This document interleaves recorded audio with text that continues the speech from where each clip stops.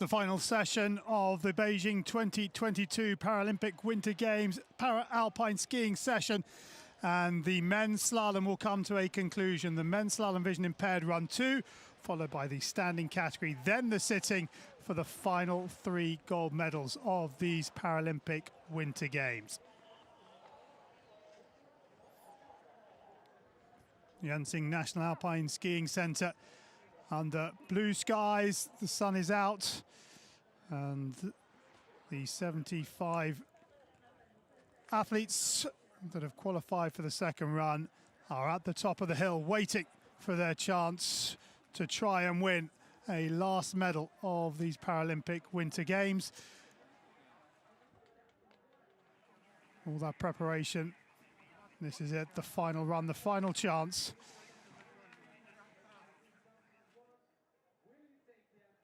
Weather, well, it is still pretty warm up there, just over 3 degrees, and the snow temperature getting very close to 0 as well.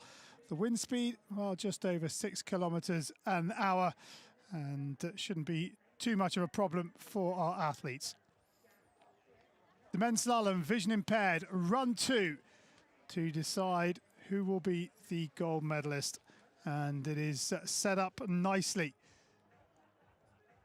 11 skiers make the second run. They go in the reverse finishing order from run 1. So Neil Simpson gets us underway, having been 11th quickest after run 1.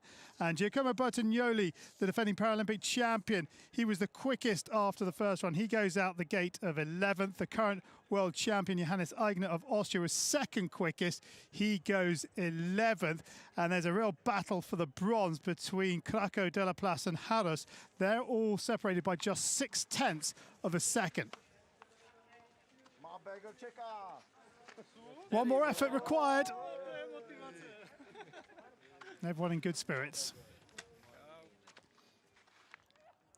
Yeah, great spirits, top and bottom of the course. Everybody ready to wrap this one up. The final medals, as we've said, to be decided: gold, silver and bronze. The athletes, I must say, up at the start are looking very, very relaxed. Hopefully these gentlemen and ladies' services will not be required. We've had a fairly injury-free morning so far. Let's hope that continues in the second leg of the men's slalom. The Australian pair, Jensen and his guide, Amelia Hodgson, very relaxed up at the top.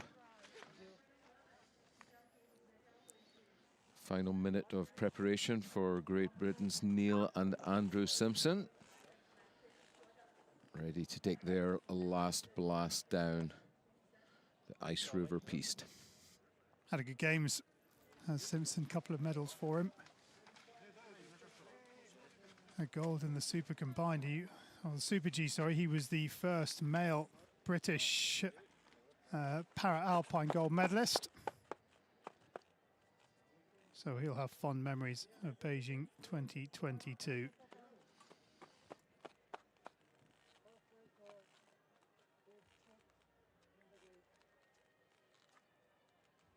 In the gate, nice and early. Just waiting for that one to come across, which it will do very shortly. Forward steps the timekeeper, and we're almost ready to rumble.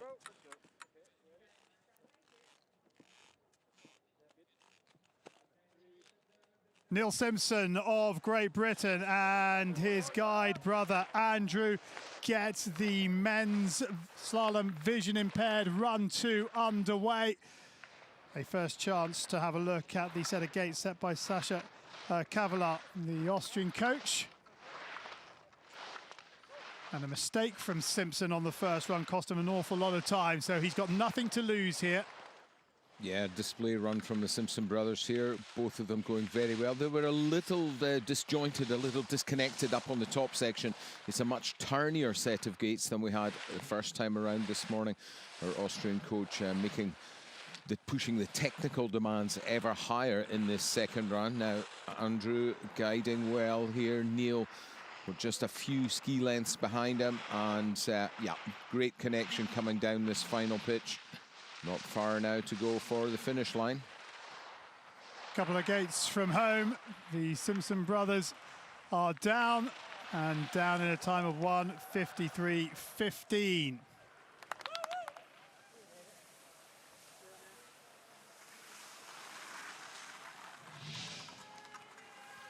The launch from the start, powerful as ever by Neil Simpson. I think he let his brother get just a fraction too far ahead of him. Still well within the rules. 3 turns, remember, the gap that is permitted in slalom. And lower down on the course, they've closed that up nicely. And yeah, Neil's zeroing in on Andrew's tails as they approach the final steep in our last slow-mo picture.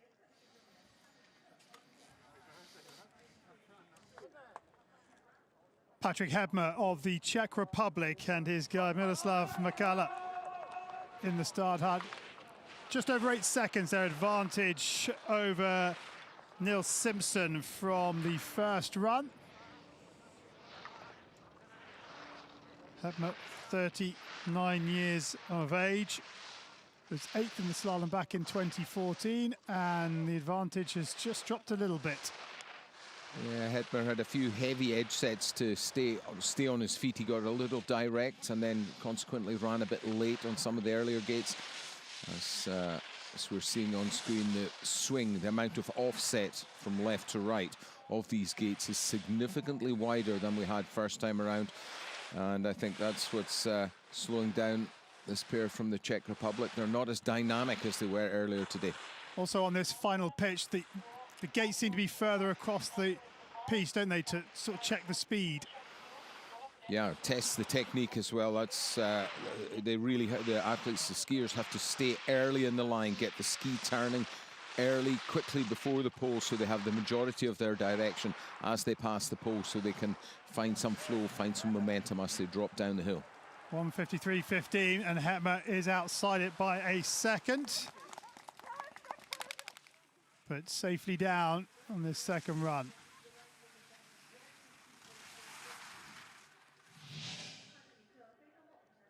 Quick look back at the top few turns.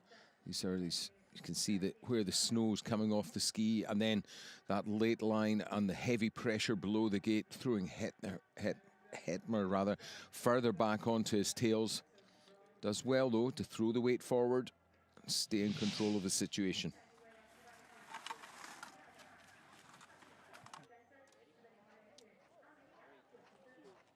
Patrick Jensen and his guide Amelia Hodgson from Australia next out the start hut. An advantage over Neil Simpson, our current leader in run 2, of 8.53 from the first run. Now that advantage now over 6.5 seconds.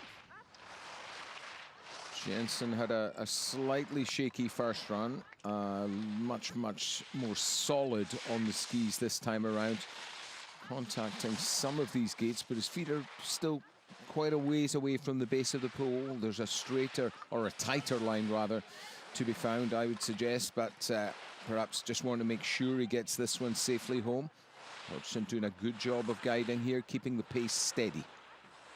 3 seconds still in the bank for the Australian. Good work on these technical turns, and then a little bit of speed through that hairpin, and he does well, Jensen. 3 gates from home, and the Australian is down and down in front. 1.27, the right side of the clock for Jensen.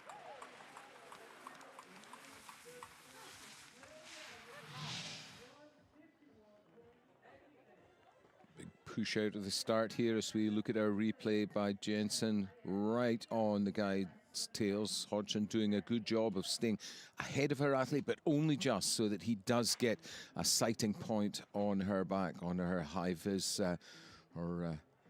high-vis orange bib there.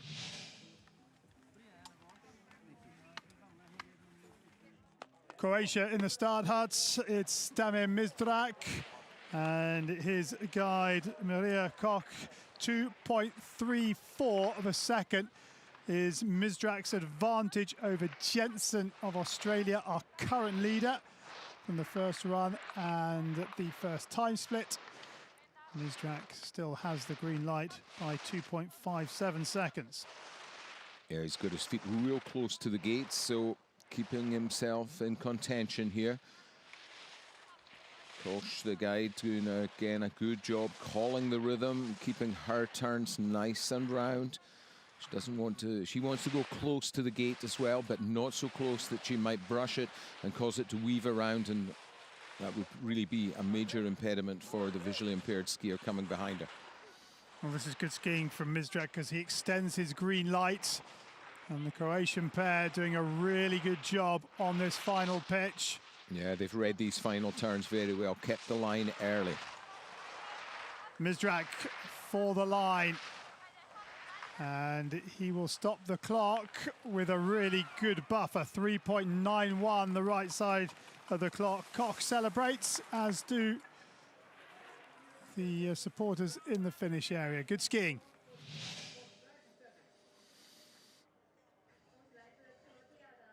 Mizrak on the top. One or two of the gates he could have been a little closer to, but down on the pitch, very solid skiing from him. High line, allowing early turns, short radius, and a pretty quick time as a result.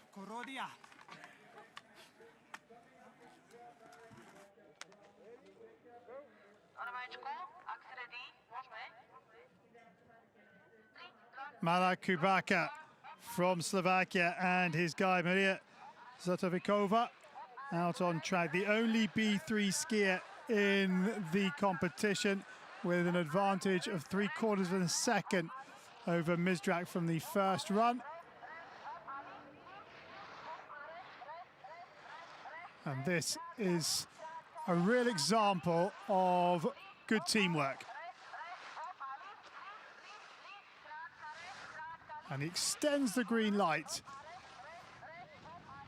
Yeah, Kubak and Zatovikova are much closer than they were in most of the top sections, certainly from their first run. So taking a lesson from that, Zatovikova just going a little more gently, and as a result, the pair are traveling better, traveling more solidly, and ultimately a bit quicker than they were first time around from this morning. Marek, he's going a bit wider here across these slightly off camber turns, the terrain falling away to the skier's left. Now onto the main part of the steep. Brilliant skiing from Kubaka. Now a second, the right side of the clock. These are going to be real testing turns because they really wind across. That's excellent guiding.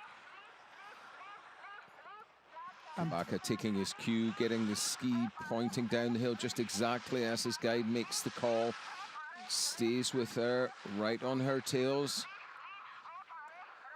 Kubaka, 3 gates from home. Brilliant skiing, and he'll take the lead by 1.5 seconds. Kubaka with a brilliant ski and gets a thoroughly deserved round of applause at the bottom. Everybody waiting in silence, holding their breath almost, watching Kubaka take his run as a B1 skier.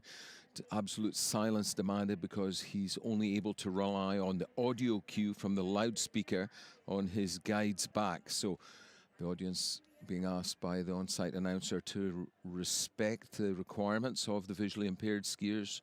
All the on-site announcements turned off when we're in this category. Particularly important, as I say, for a B1 with absolutely no vision at all. Logan Leach and his guy Julien Petit of Canada at the start out with more than a second in hand over Marek Kubaka of Slovakia, our current leader in the second run of the men's slalom vision impaired. And at the first time splits, it's 1.41, so good skiing from Leach. Second of the B3 category skiers, or classified skiers, in this second run. And dynamic skiing also from Leach. Punchy work from foot to foot. Well, that was risky there. Just a slight hesitation on the previous red made him run very straight. He's made the recovery, and it hasn't cost him much as far as I can see. It hasn't. It's almost gained him a second. But it was risky stuff from Leach, but it pays off for him. This is good skiing. Just need to keep the rhythm here. Get this little rhythm change through the hairpin correct. They've negotiated that well. Logan Leach Past the last red gate, and we have ourselves a new leader. 2.52 the right side of the clock for Logan Leach of Canada, who goes into top spot.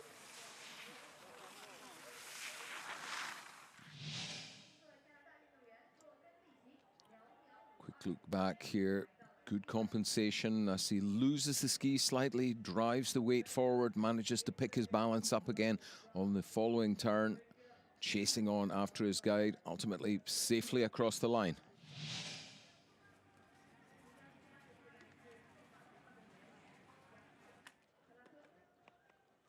Now we have the fastest 5 from the first run.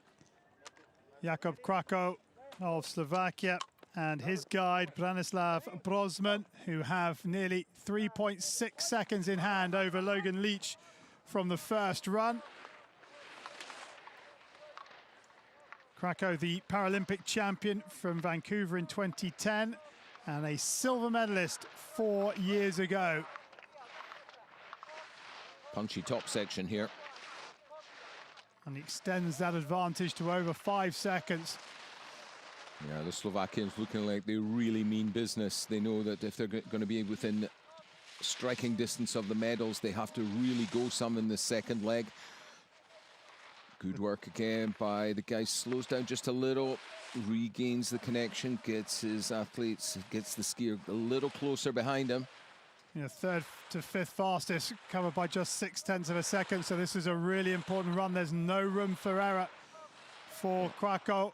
Taking the all or nothing approach, taking every risk in the book. Good work. Oh no, and there is the error. 5 gates from home, and Jakub Krakow's out.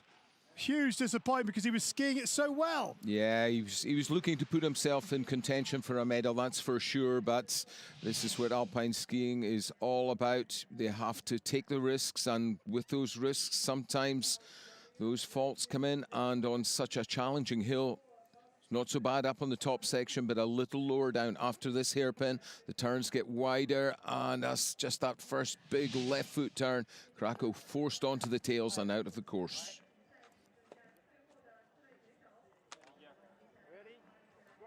Hyacinthe de la Place of France and his guide Maxime Jourdain with 3 3/4 of a second in hand on Logan Leach of Canada, who currently leads the men's slalom vision impaired run 2. De la Place very steady and a very short direct line on the top section. Excellent skiing as he nearly increases his advantage by 2 seconds, and this is a full-out attack from both De La Place and Jourdain, but a little bit of a mistake. Once again, that got to take the risks, but got to compensate. If mistakes come, you must try to get over them as quickly as possible, get back into the rhythm. And here, a second fault, and the gap has grown between Jourdain and De La Place. They need to tighten this up. Yeah, Jourdain just puts on the brakes to allow De La Place to come back to him. And really difficult closing turns, which De La Place negotiates, and we have a new leader by nearly 6 3/4 seconds. He's delighted with that. Again, athletes and guys taking maximal risks, but right now that's looking very strong, definitely in contention for a medal. I would say a little ragged just before the second split time, but made the recovery. They took their time over 5 or 6 gates to get themselves reconnected down across the line in a very strong position, I would say. Well, the last opportunity to win a medal, and De La Place has himself in top spot with 3 remaining at the top of the hill.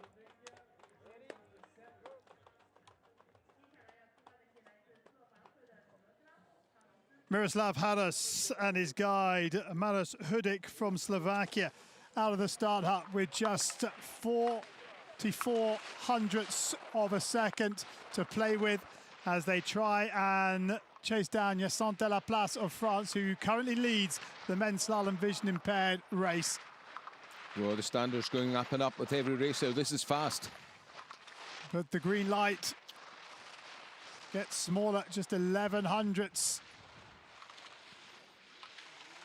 They've got to keep fighting, minimize any errors, try to avoid them. This is good through the middle part. A heavy set of the edges coming out of that red gate on the right foot.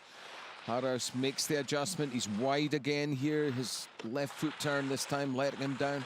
Well, he's found some time, though. He's more comfortable on the longer skis, skiing the speed events, but he's doing a great job on the short planks in the slalom. Wide again on the gate after the hairpin. That will have cost him. The question is by just exactly how much. 1:37.15. He's in front by 0.93 of a second. Good skiing from Harris.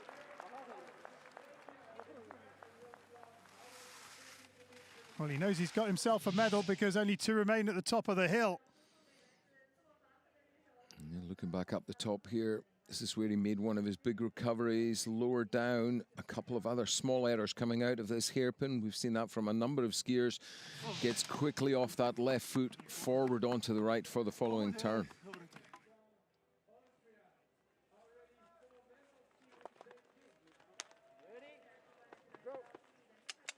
Johannes Eigner of Austria and his guide Matteo Fleischmann next out of the start half with a huge 4.41 seconds of a cushion over Miroslav Harras of Slovakia, who currently leads.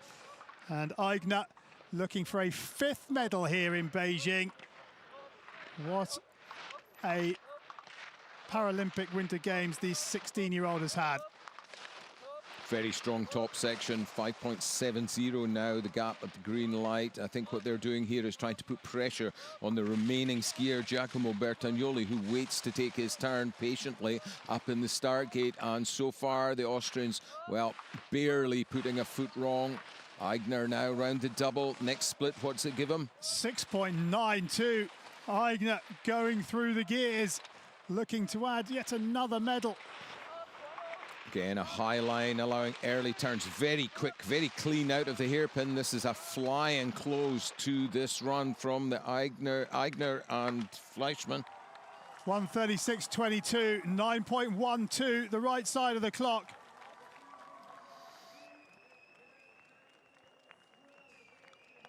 Good skiing from Eigner, who has confirmed himself another medal. But what colour? This is electric skiing, isn't it? Right on the limit. Eigner getting caught a little on the tails, but the recovery is made in lightning quick fashion, right on the heels of his guide as he crosses the line and puts himself right now in a gold medal position.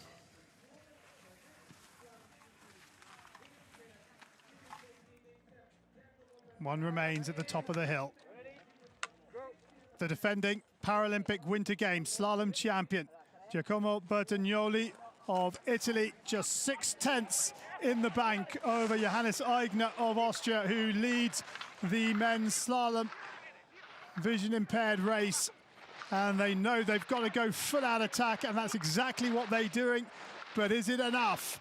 Still got the green light, but the advantage is halved. It's a little ragged, a sort of desperate-looking top run. It's not bad by any stretch of the imagination, just a little untidy. Bertagnoli he's getting better, cleaner edge sets here. Now they have to step on the gas as they come to this next split. No more room for any time to slip by. Well, he's found 600 through that middle section. This is going to be close. Ooh, the guy gets a little twisted, recovers well before the hairpin. Here they come for the line. 1:27.1 is Johannes Eigner's time. Here comes Bertagnoli. Does he successfully defend his title? Yes, he does. Bertagnoli of Italy is the Paralympic Winter Games champion in the slalom vision impaired. Eigner threw down the gauntlet and Bertagnoli responded, and he wins a 2nd gold medal in Beijing.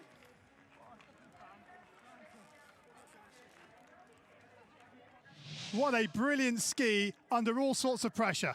Yeah, the Italians there rising to the occasion. You know, that really was the maximum pressure they have faced all through the games so far. And on this closing run in the men's visually impaired, Giacomo Bertagnoli puts down the best runs of these best turns rather, of these Paralympic Winter Games, and it's victory for Italy.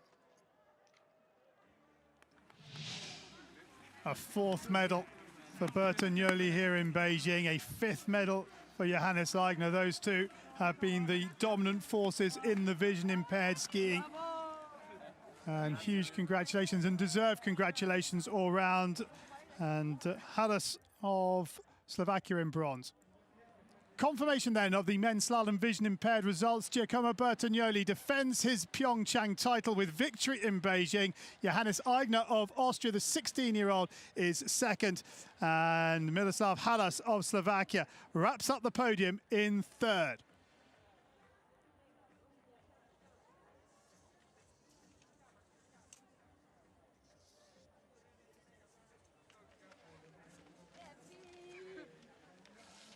The second run of the men's slalom standing race at Beijing 2022.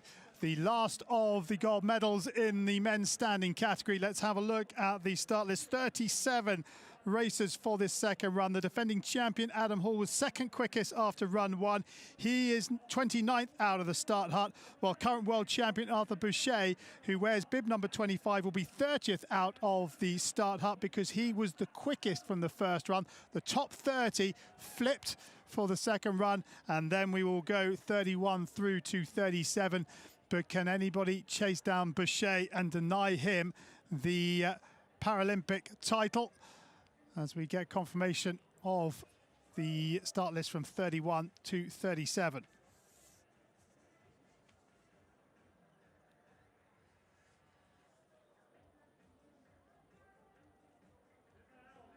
Let's go, Pat. Patrick Halgren of the United States in the start hut. And he is up for run 2.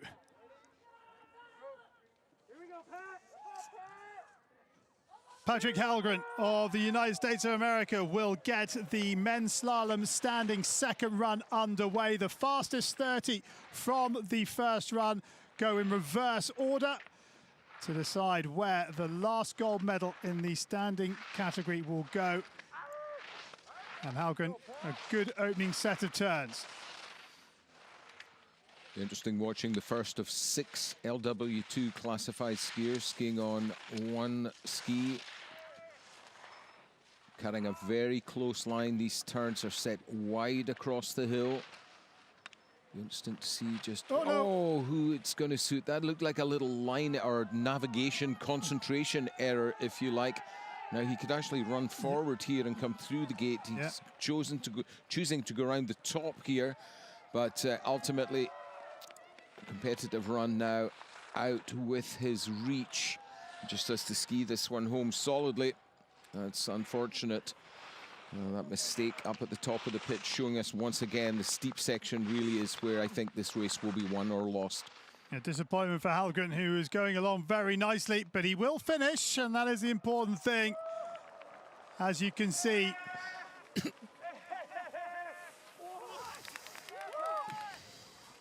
you kidding me?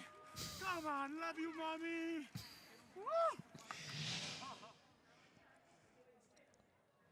bib number 48 is Manuel Rachbauer of Austria. And Rachbauer, 21 years of age, in his first Paralympic Winter Games. And steady turns onto the steep finishing pitch. Rachbauer making certain of this one. Many of the LW92s feeling the pace and feeling the energy-sapping nature of this hill. So there's a skier just making Austrian rather making certain of this. And inside by 11 seconds, Rachbauer goes into stop spot. Jeffrey Stood of the Netherlands, bib number 44, the 26-year-old in his second Winter Paralympic Games. And a 10th, the wrong side of the clock at the second split, but being cheered all the way down. I think Jeffrey Stoot skiing this one for the experience. Despite his fairly tender years, you know, he's had a lot of experience at big games, and I know he's considering wrapping up his competitive career at the end of this winter. He's down, into second place, and a pirouette to finish from Jeffrey Stutt as he takes a bow.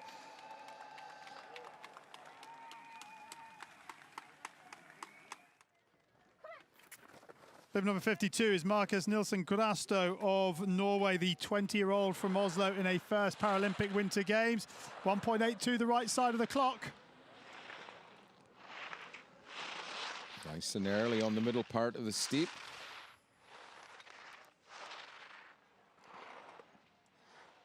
And successfully negotiates the second course to lead by over a second.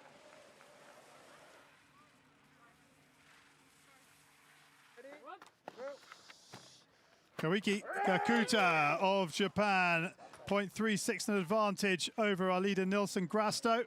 And we pick him up coming to the second interval, and he's the wrong side of the clock by 1900ths. And that's now more than a second.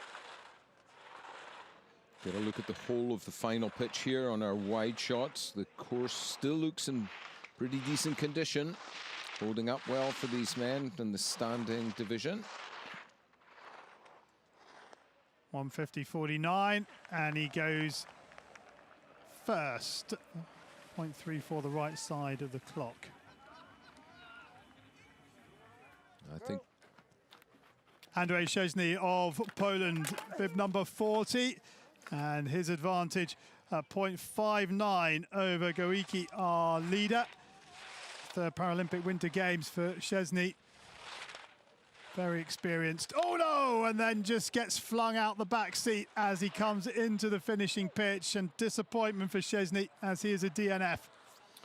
Yeah, a reminder both the level of difficulty of the terrain break there. It goes from relatively flat to very steep. And this is Manuel Bordenex, who has dispensed with the catsuit. He's doing a Superman run, I think. Another skier who's going to hang up the boots at the end of this 2022 season. And some demonstration turns, I would say, here. Well, they're going nicely because he's 2.5 seconds the right side of the clock, but can he finish? In trouble. That's the blue gate just still in the course.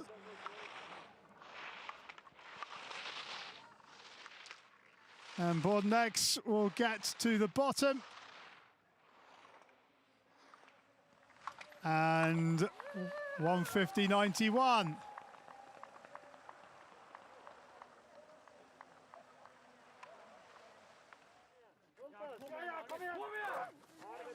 Bib 46 is Arvid Skoglund of Sweden. And he's extended the green light. Skiing nicely, Skoglund. Yeah, more focused run here. Keeping the concentration well as he powers down this final steep section. It's the last hairpin, just 4 or 5 gates still to go. 150.15, and he's in by 4 seconds. Takes over at the top of the leaderboard.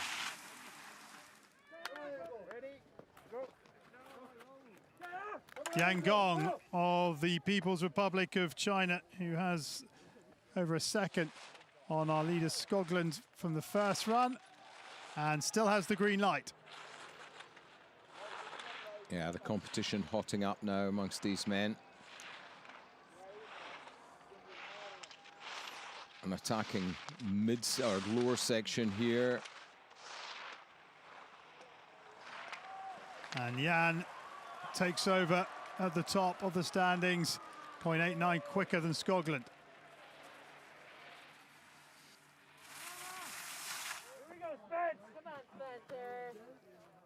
Spencer Wood of the United States, just 0.2, just over of an advantage over our leader Jan, but that is now gone red, so he needs to try and find some time in these lower turns.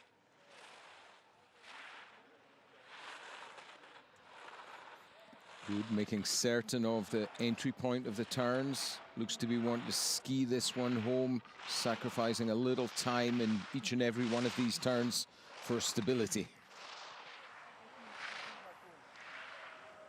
And Wood is down and into second. Finds a bit of time, but not enough.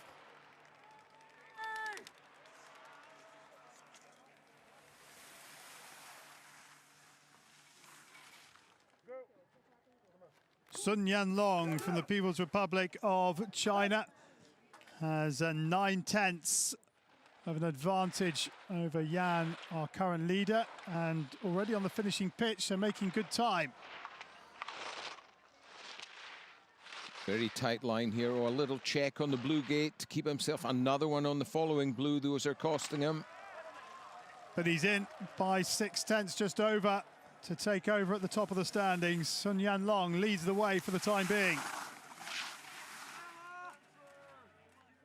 I can go. Okay.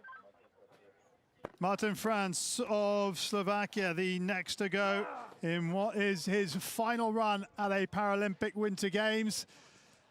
A second the right side of the clock at the start. He's still got the green light, but only by 2/10 at the first check.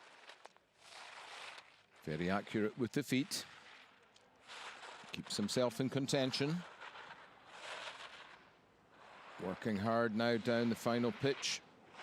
One big rhythm change here. Short turn, and now a real long one back to this blue. Good job by Martin France here. On 44.55, he will lead the slalom. No, he won't. He's outside by 0.23. And France is down safely.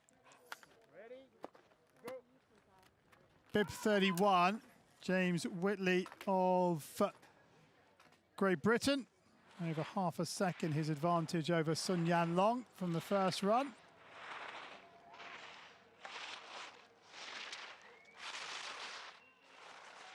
James is getting dropped a little low on some of these turns as we catch him at the line. And he's in by nearly 2 seconds to go top of the standings. James Whitley enjoying his second run in the men's slalom standing. Jules Segers of France, the next to go. 2/3 of a second his advantage over James Whitley of Great Britain, who currently leads the way, and Segers goes down. He's still in the course, but he surely has lost the green light.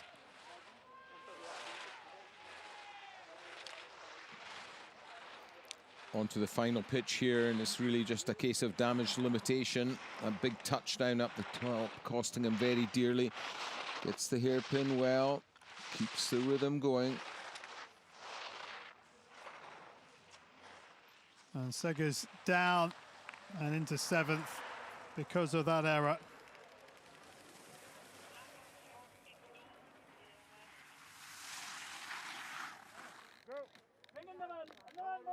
Roger Puig-Davy of Andorra, just 2/10 in the bank from the first run over our current leader Whitley of Great Britain, but I'm afraid for Puig-Davy his race is over, skiing out of the second pattern of gates.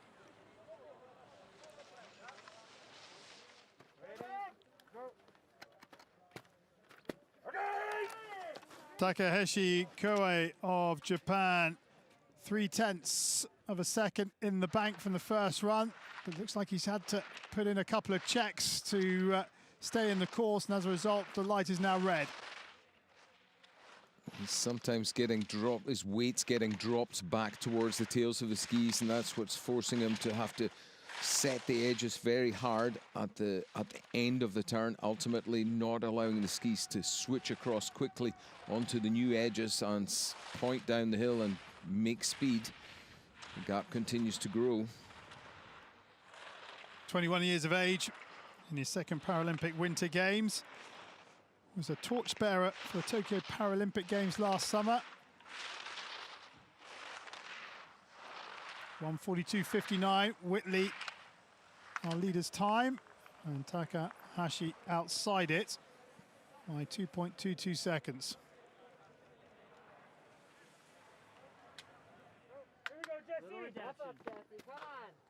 Jesse Keefe of the United States of America, just over half a second on James Whitley of Great Britain from the first run, and skiing nicely on this final pitch. keeping that all-important early line. He can send it from here if he wants to try to grab a few hundreds, but chooses just to, or forced to set the edges hard there. Well, the error costing him, and he's the wrong side of the clock from his perspective. Second for the time being.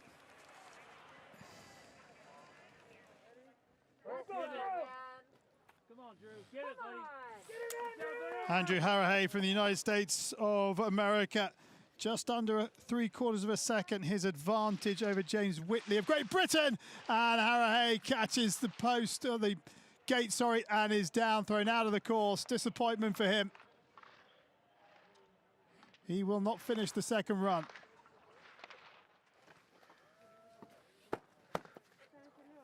Aaron Lindström of Sweden now, nearly 2 seconds in the bank over James Whitley from the first run.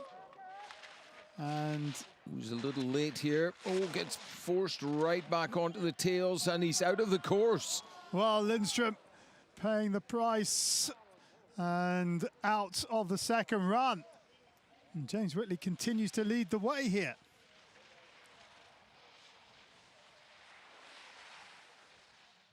Mitchell Gawley of Australia with bib number 21 has 2 seconds in hand over our current leader Whitley, but he's down.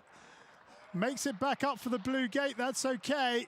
But another skier with an error that sees the green light go red. Yeah, again, we're seeing small errors being converted to big mistakes.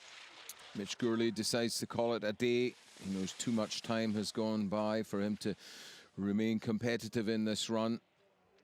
And again, these difficult conditions, it looks, it's quite deceiving, but the rough nature of the snow requires quick and accurate sets of the edge and a degree of risk-taking.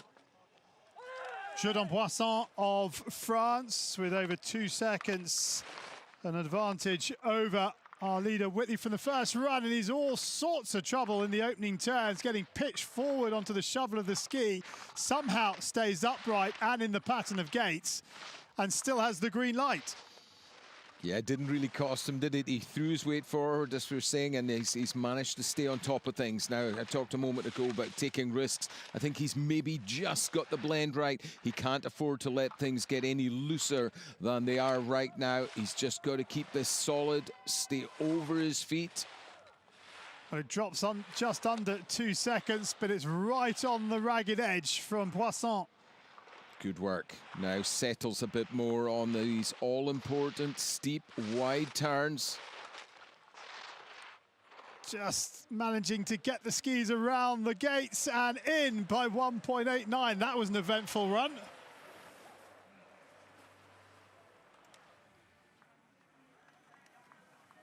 A bow and a big sigh of relief, I think, there from the Frenchman. Have a look back at the top section where he made that massive recovery up on the early gates.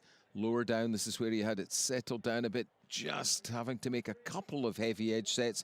Ultimately, though, he does enough to take the lead.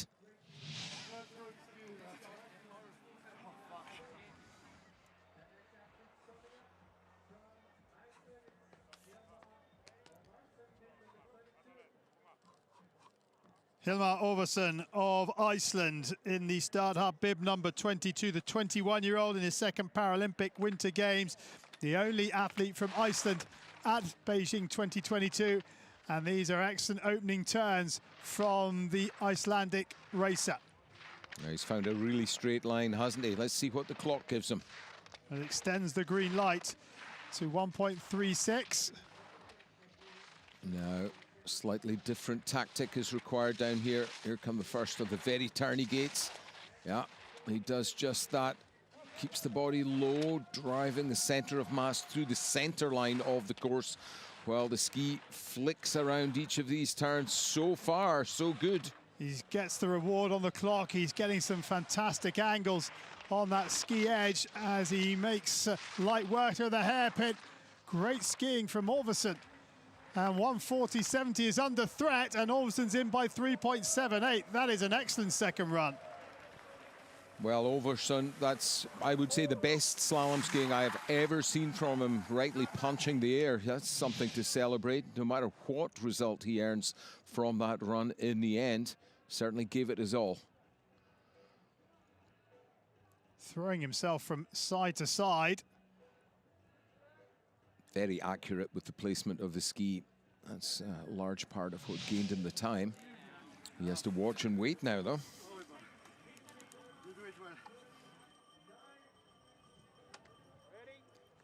Robin Kusch of Switzerland, who has just a meager 3/100ths of a second from the first run over our current leader in run 2, Orvason of Iceland.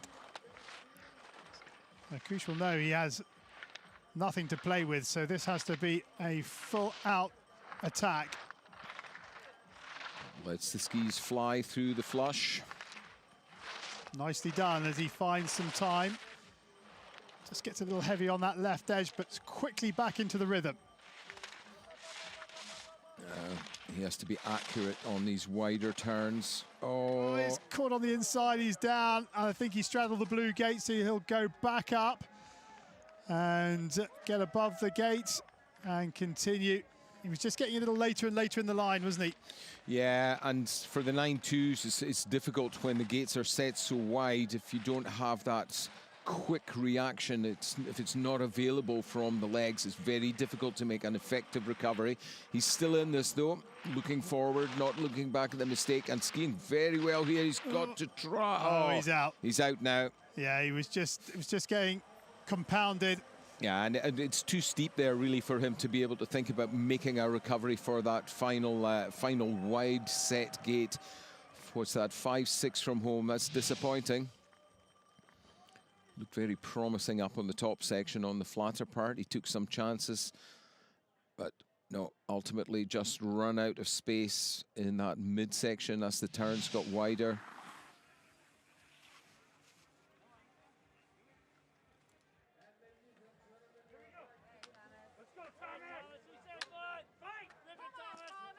Thomas Charles Walsh of the United States of America, 1300ths.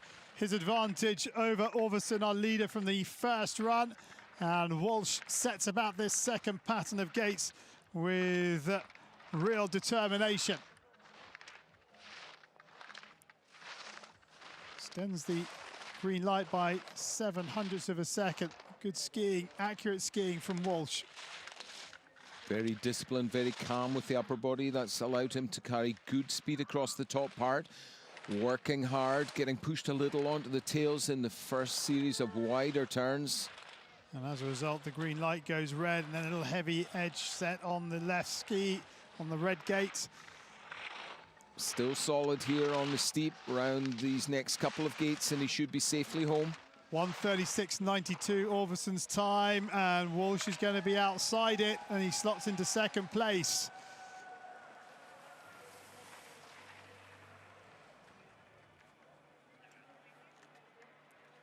Disappointment from Walsh. Didn't quite go for him. No, he certainly gave it all he had. There's no question about that. Just a little too direct on some of the wider turns, particularly on the lower steep section. And ultimately, these small mistakes do cost time.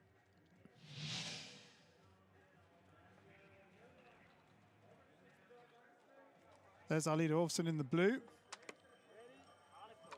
Thomas Phil of Switzerland, bib number 15, over half a second his advantage over Orvason from the first run. And Phil, 35 years of age, a silver medalist in the slalom way back in 2006 in Torino. Well, he needs to put all of that experience to good use today. And he still retains the green light by 8500ths. Good skiing from Phil. Now, as I say, an experienced skier, so he'll know what to expect here.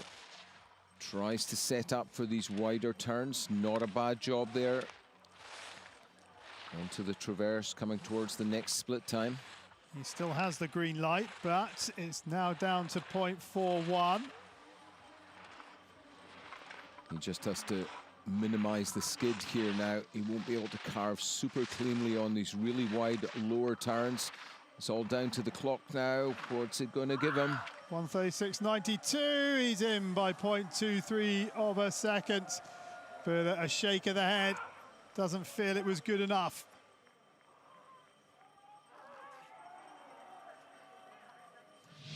Well, we'll have to wait and see if it's good enough. Yeah, you know, he shouldn't be too hard on himself down there, because that was a very well measured run. You know, he's really up against it in these wider turns, and especially as the conditions start now to get a little bit choppy. Run for the line there. Energy gone from the legs. He certainly left that all on the hill. Still frustrated with himself in the finish, though.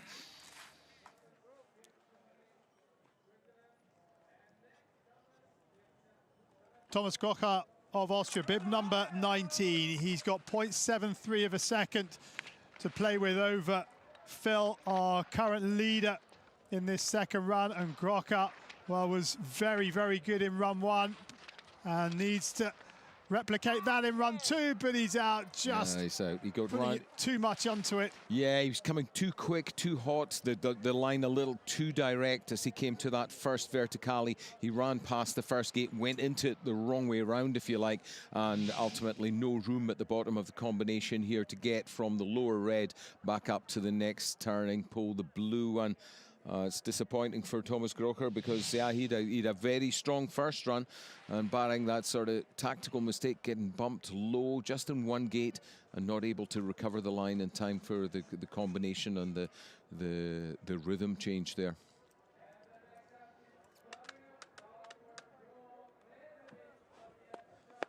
Santeri Kiveri of Finland. He's out on track, 4th quickest after the first run, has nearly a second in hand over Thomas Phil, our current leader from that first run. And Kiveri, well, this is the one that he will be looking at. Slalom, his favoured discipline, 4th in 2018, and some good opening turns. Very disciplined with the upper body. Trying to keep the shoulders level, keep the upper body calm, ensure that the majority or all of the work really is done from the waist down. Very dynamic with the legs. And he's got a second in the bank, trying to put pressure on the 3 that remain at the top of hill, the 3 quickest at least, but then he straddles and he's out as he comes towards the final hairpin. The error. Yeah, he knew he had to keep the line high as he came to that final hairpin, because remember, these very 2 wide set gates that follow the hairpin. Just here he sets up a little high, but it's maybe just a bit too, sorry, excuse me, this is a little bit higher up the course. Nothing wrong with the turns there, but here lower down, perhaps we'll pick up where he got it a little wrong. Smooth on the early part of the pitch. It looked good, but then that hairpin sneaking up on him, and the left ski, or the skis running either side of the gate, and disqualification is the result. So Phil leads the way. Bib number 45 is Liang Jingyi from the People's Republic of China. And Liang, 3rd quickest after the first run.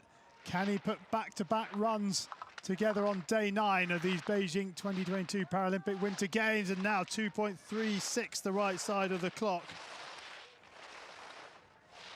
Very well measured top section, accurate work with the feet, and yeah, strong, disciplined upper body. It's very important, that element of the technique when the gates are set wide across the hill. Here comes the second split, and it's looking good for Liang as he just starts to get a little hot and has to put the brakes on. Yeah, forced back onto the tails a little, not able to make the switch. That braking maneuver will have cost him. The question is, by how much? Actually, may have helped him, because it set him up for this final pitch, and he will be in the lead, and he's in the lead comfortably. Well, Liang Jingyi might be frustrated with that error, but he'll be delighted because it's another medal.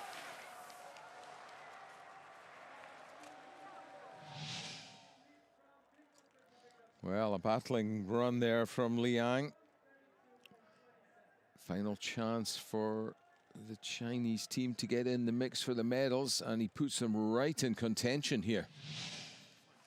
Well, 2 remain at the top of the hill, so Liang has got himself a medal. Phil and Orvison wait nervously. Adam Hall of New Zealand out on track, 0.56 of a second in the bank from the first run. And Adam Hall has been using virtual reality to practice on this hill because he hasn't been able to travel, hasn't been able to train, but he's been training at home at Wanaka on the computers. Well, let's see if he can translate that VR into a pacey time in the second run. He's dropped a few tenths on the top part, but don't forget our leader Liang had a mistake on the pitch. So if Adam Hall can keep this clean, he may overhaul our Chinese leader. 1:15.85. Well, he's got to find a second on this finishing pitch. Hall has to go to work here. Keeps the line high. That's the key attribute or the key tactic for the slower part. That's the hairpin out of the way. Can let them run for the line now. Champion in 2010, champion in 2018. Can he defend his title? He's outside by 0.94, goes into silver medal position with one to come.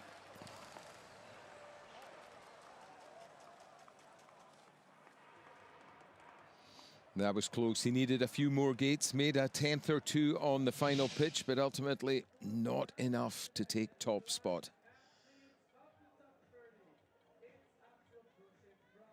Great look at the amazing technique and tactical execution by Adam Hall. No matter what position, you have to admire this man. Well, he's got himself another medal. Question is what colour?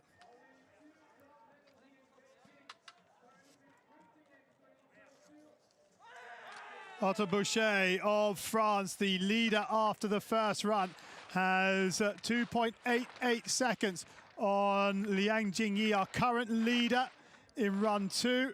And Boucher, well, has a lot of time in hand, but can't afford to hang around, and he's not. The question will be, does Arthur Boucher have enough energy to get him strongly all the way down through here? The first series of wide turns, it looks a little ragged. He does have a good advantage from the first run and from that first split time. And at the second split time, it's 2.95, the right side of the clock. Last energy-sapping turns for Boucher. He's keeping it safe here. A great tactical approach from Boucher. This could be just what the Frenchman needs to take top spots.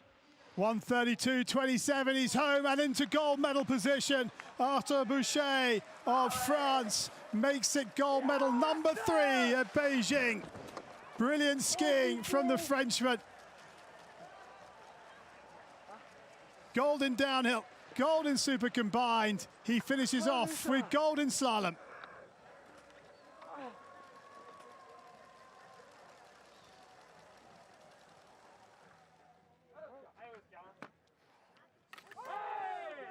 Oscar Burnham of France, next out of the start, 31st quickest after the first run. And here he comes now into the finish area, running very, very hot, but manages to get it back under control. And Burnham will go into 16th place. Good second run from him. Yeah, he can take a lot of confidence back to the training hill from that and get prepared for future seasons. Remy Madsi of Belgium, 32nd after the first run. What can he do in run 2? And, well, he's doing well because he's only lost 4 seconds on these opening turns, which is not much at all. Got to keep the rhythm solid here through to the second split. The gap grows a little more, but the key thing for him right now is to try to stay ahead of the action, keep the weight going forward, push down towards this finish line. It's only half a dozen gates to go. The 33-year-old first Paralympic Winter Games gets to the bottom and he will get a finish, which is what he wanted. 23rd position.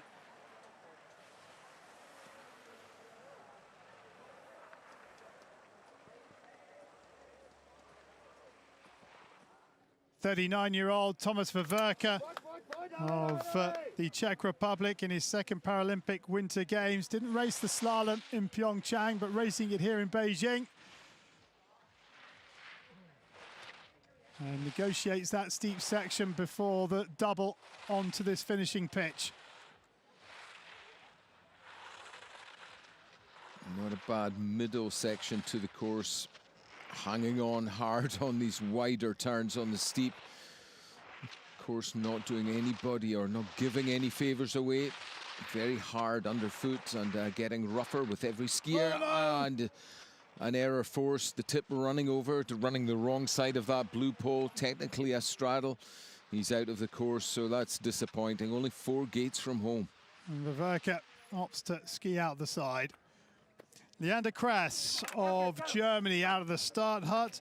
Kress was 34th quickest after the first run. And unfortunately, he's out as well. Another non-finisher.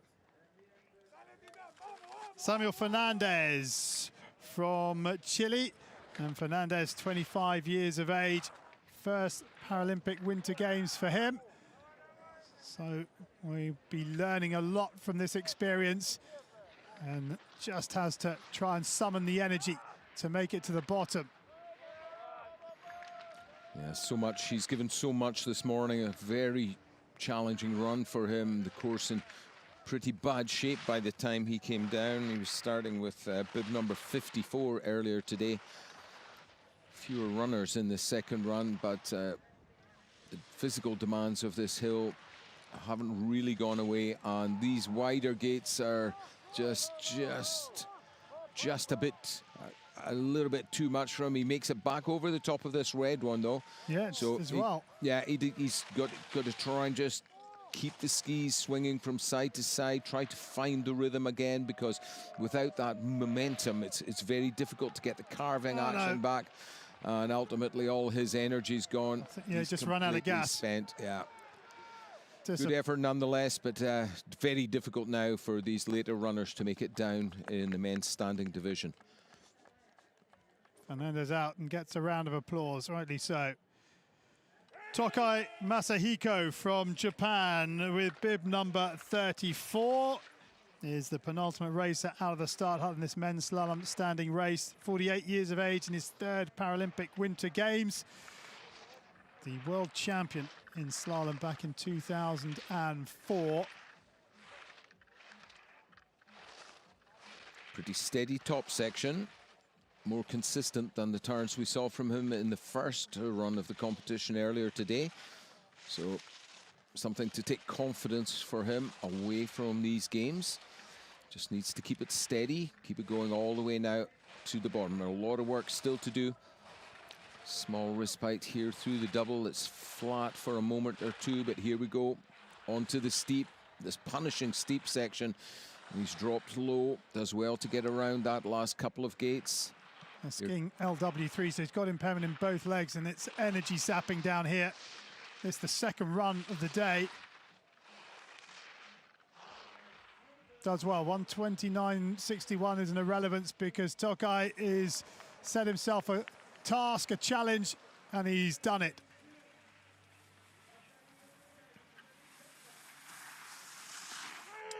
Bib 47, Aoki Yamamoto of Japan, the next to challenge. And Aoki, 27 years of age in a first Paralympic Winter Games.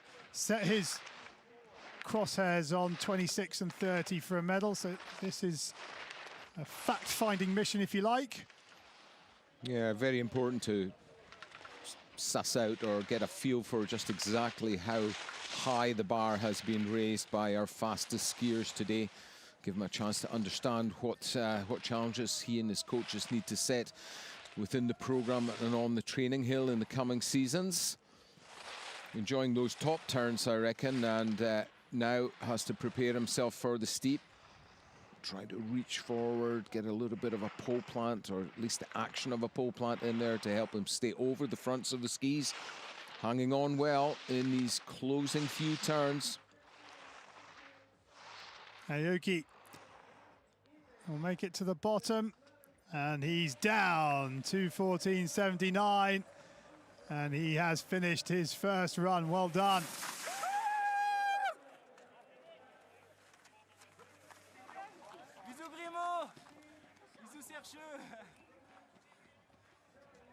So confirmation then of the final standings in the men's slalom standing race. Arthur Boucher of France wins his third gold medal of these Paralympic Winter Games.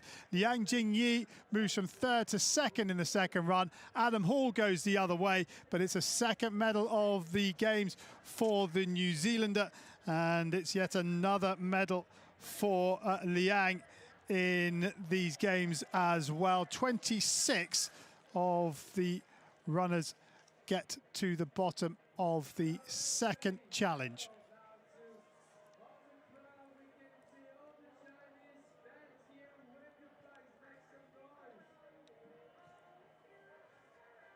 Well,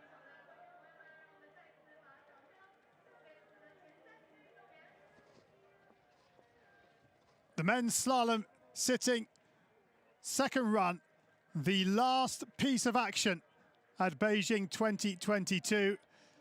And let's have a look at the start list. 27 athletes make the second run, and they start in their reverse order of their finishing in the first run. So Dumity of Hungary was 27th quickest, he'll go first. Pedersen was the quickest, he'll go last. None of the medalists from Pyeongchang race here, but Pedersen, well, was quickest after run one, while Jeroen Kampsler needs to find 0.39 of a second to upset the Norwegian in this final race of these Paralympic Winter Games.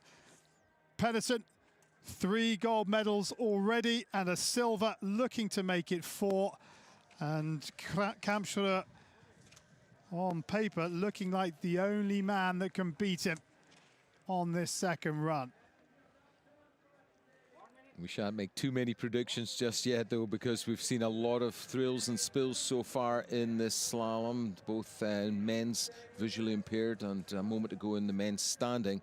The course conditions are deteriorating. The challenge increases with every single skier that takes his run down the snow, and I won't be making any predictions, that's for sure. It's very close at the top. We'll get another indication in a moment or two once we get started with the men's Sid skiers of just how the course is cutting up and how the rigs are able to cope with those bumps and ruts.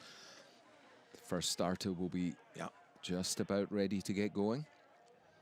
Course workers doing a little bit of extra work, trying to take the edge off these little sharp ruts which are beginning to develop, try to take some of those judder marks out there to allow these guys a chance to execute smooth, powerful turns on their way to the finish line. Richard Dumity of Hungary gets the men's slalom sitting second run underway. And the Hungarian, well, he went out with bib number 97, 25 years of age in a first Paralympic Winter Games. Only been skiing competitively since 2020. Yeah, we've said this over the course of the day. A lot of the competitors here for the big game experience, to get a judge on the competition, and a 25 and a relative newcomer to Paralympic Alpine skiing. Dumity just needs to take some confidence, to have a solid run here, take confidence home from China, go back to the training hill and tweak the equipment, tweak the technique, get some more hours in on the snow and prepare for the coming seasons. Yeah, steep learning curve skiing, whether it be para-alpine skiing or skiing, and it's only been racing since 2020. Dumity is doing a grand job on a very difficult piste. Oh, this is, apart from perhaps the actual length of the course, this is about as difficult as it gets, really, for the best in the world. The snow conditions softening and then being hardened up by the chemicals on there, and it creates a rather inconsistent surface, particularly as we get deeper into the competition and into this final category of men's sitting. So it's a bit of a battle against these ruts and against the mountain. Important here for Dumity just to make certain of this last blue and into this red. The course opens out a little from here, so he should be able to let it run and get himself safely over the line. Dumity in his first Paralympic Winter Games is down. Good job from him.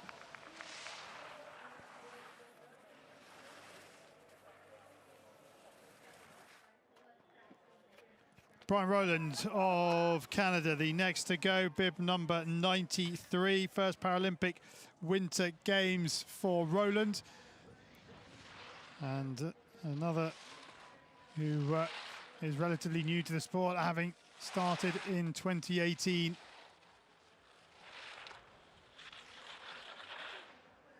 The split time light's really rather irrelevant at the moment. We're a long way away from the top 10 in medal positions, but Rowland misses out on that one. That's a shame. He couldn't just get a little more direction. There's a bit of a hole in the previous gate. He's tried to ski his way around the edge of it, but ultimately too low in the line on the exit. Bib number 88 is Dan Sheen from Great Britain. And Sheen with an error on the opening turns, and has he gone back up? Yeah, he pushed himself back up. Because we're using only single poles, apart from in the vertical sections of the course here, because we're using single poles, it's an imaginary line perpendicular to the fall line that runs out from these single poles. Dan crosses now, as he crosses that one going backwards. So, well, he's wrapping it up now. A good effort, but again, very, very difficult conditions. And I think we'll be seeing a few more coming out before the end of the day. Adam Bording Nebo of Denmark, bib number 94. And Nebo, 21 years of age in a first Paralympic Winter Games, did well to get here because he had COVID at the back end of February, and as a result missed the giant slalom, which he was also due to race, but managed to recover and get here. So it's been a rather stressful couple of weeks for Nebo. And, well, what better way to round off those stressful couple of weeks by getting to the bottom of your first Paralympic Winter Games race. Yeah, we'll watch him in the future. He's got a pretty good, I would say, a good eye for the line. He's not carving as cleanly as we'll see from some of the more experienced competitors, but he's got a good appreciation, I think, of the racing line. Maybe just a little ambitious there. I'm pretty certain the tip of the ski ran the wrong side of that red gate just after the vertical combination that brings him onto the steep. We'll give him the benefit of the doubt. He's carrying on, but ultimately the gate judges will have to decide about that one. So Nebo, a couple of gates from home, an asterisk by his time because of that potential straddle at the top, but for the time being, top spot.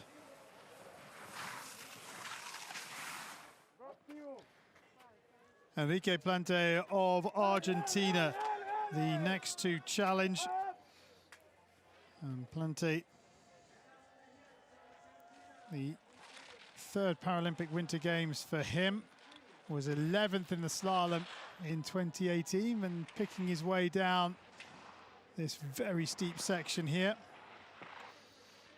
Yeah, I know he's disappointed with how the first run went for him, but all in all, these have been a very successful games for our lone Argentinian competitor, and let's hope he decides to stay around for another 4 years for the next cycle. And he goes top of the pile, 1:54.26.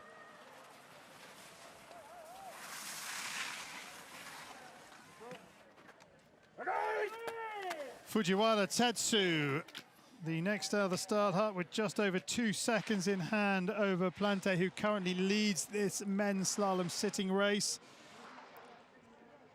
41 years of age, but a first major championships for him. Good line management. Oh, just as I say that, he gets hooked on that final blue gate. Can he carve himself back up to the red? No. Nope. He's going to hop up a little bit if he can.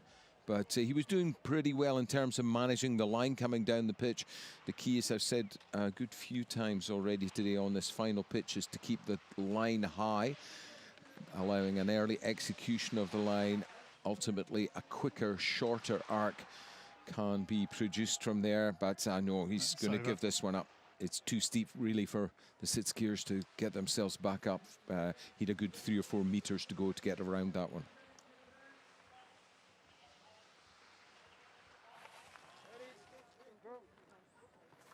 Bib number 95, is Petr Drahos of the Czech Republic. And Drahos, 35 years of age, but he's down and out. So disappointment for Drahos as he registers a DNF in his first Paralympic Winter Games.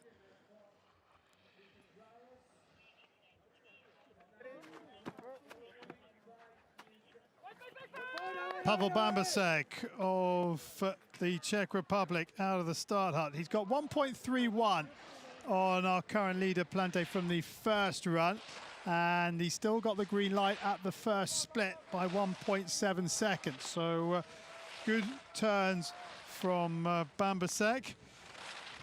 He's done okay through this middle part, but the green light has slipped away from him. There's not much in it though, so perhaps if he can hang on to the line. Oh, gets pushed very wide. Too low now. Struggled to get back, and our final skier from the Czech Republic in trouble on the pitch here. He thought about trying to go back up, but there's no way he would make it. It's just super steep, and Bambasek is a DNF, sadly for him. Matthew Ryan Brewer from the United States of America out on track. Brewer still has the green light after the first split, 0.54 the right side, but he's gone the wrong side of that red gate, was it? No, he just got inside. Yeah, second gate lower down the hill. So it's all okay for Brewer. Keeping it going with a good line here, close to the gates. He's not spending as much time on the fall line as he'd like, I'm sure, but he's making certain of this. Ooh, got to get around that blue, wide on the red. He's down and into second place for the time being.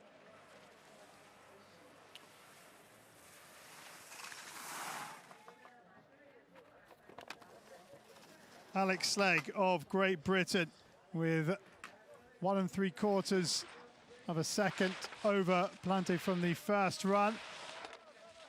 But at the first time split, the deficit is 4.23.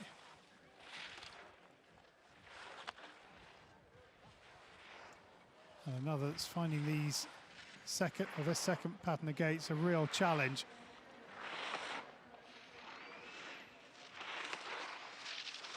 Hanging in here, making certain of these last few wide gates. Got to get this red, bring it back to that blue. Has he got enough momentum to keep going? Is he high enough up the hill? Looks like he is. Just squeezes round the blue gate and he's home. And into fourth. Slegg finishes.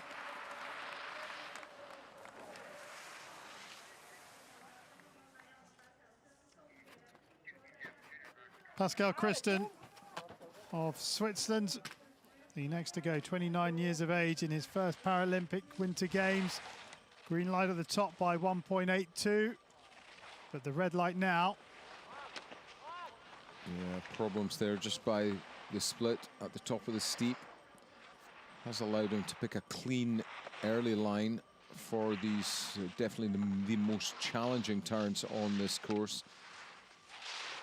Pushed wide there, just took the gate to the side of the head. I think it disturbed his concentration, his ability to release the turn. And down into third. Plante still top of the pile.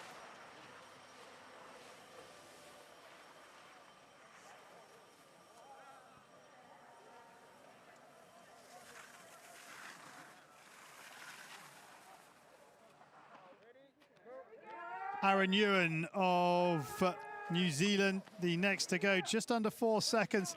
His advantage at the top, and it's 3.5 seconds coming onto this final pitch. Good early line here. Not losing any pace as far as I can see. The 25-year-old in his first Paralympic Winter Games will go top of the pile, 4.1 the right side of the clock. Good ski from Ewan.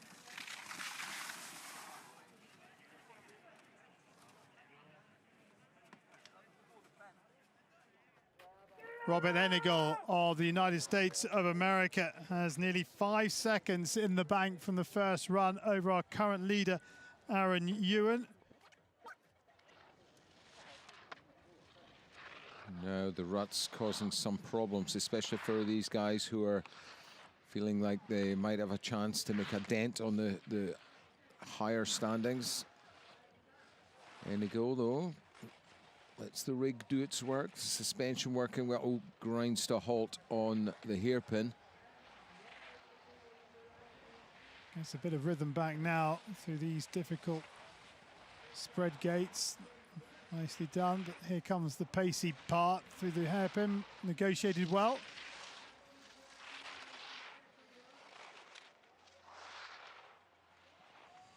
And Enigo, concentration to the end. Yes, down.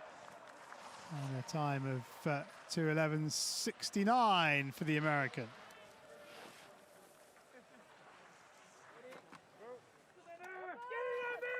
The experienced Jasmine Bamba of the United States of America out the start hut, his 4th Paralympic Winter Games. And still has the green light at the second split. Yeah, experience, a very important attribute here. Being able to read the terrain, read the line, and just decide how much of her is to take. Bamber doing a great job here. He's just on the limit, but keeps the momentum going well. Strong finish. And leads by 3.26 seconds. Quickest run so far in the second part of the men's sitting slalom.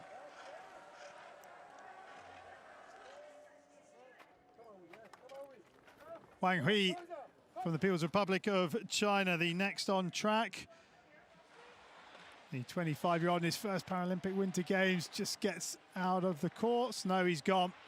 It will be a non-finish for the athlete from China. Disappointing for him on home snow.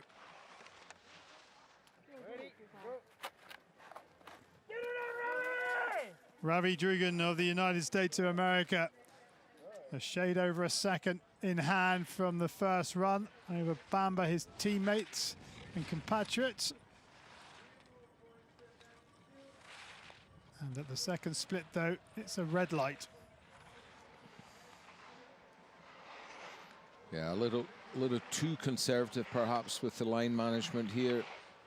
He does, however, have to minimize the risks he's taking because, as we've seen already, it's very easy to lose control of the rig on these lower turns. Drugan's down and into third place. Bamba continues to be top of the pile.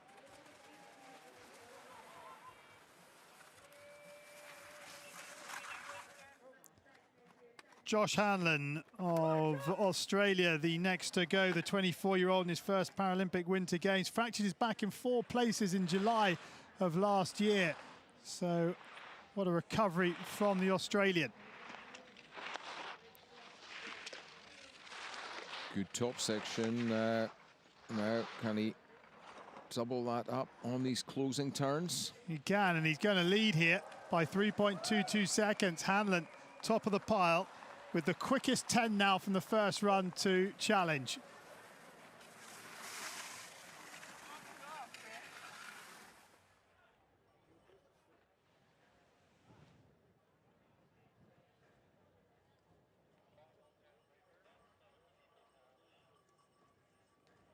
So the 10 fastest racers from run 1 now remain to challenge, and 2.66 is the advantage for Lubra Dagand of France, who is trying to chase down Josh Hanlon of Australia.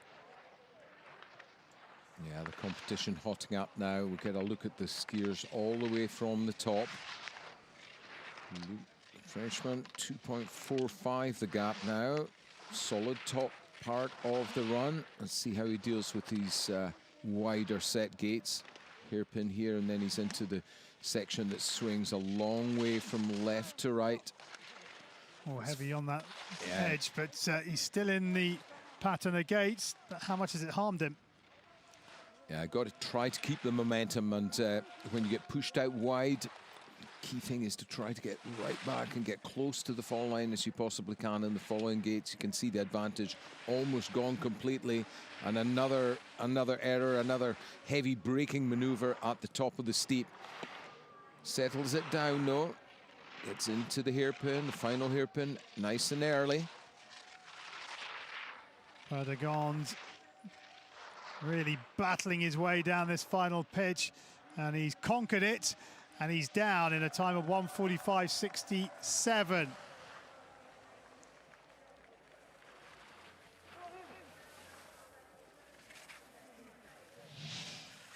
That was tough work for him.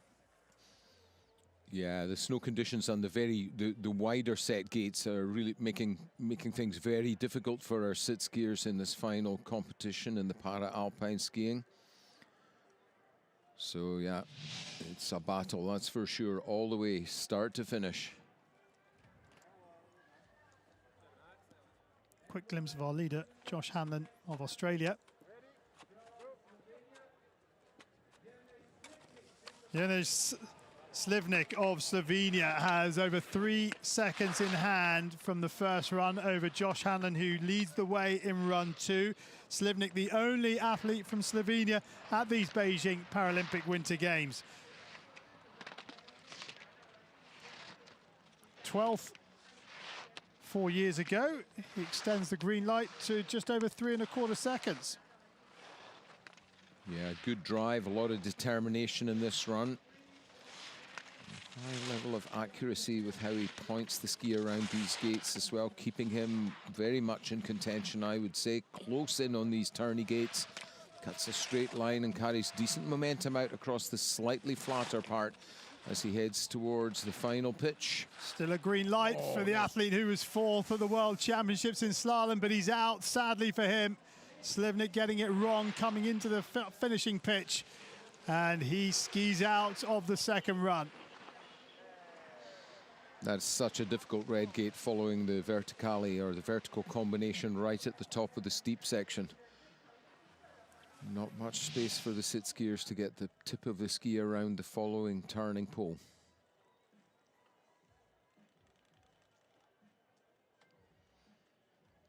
Good work higher up. Can't really fault this from our sole Slovenian competitor just here, however. Yeah, the ski ran that gate over and he's out of the race.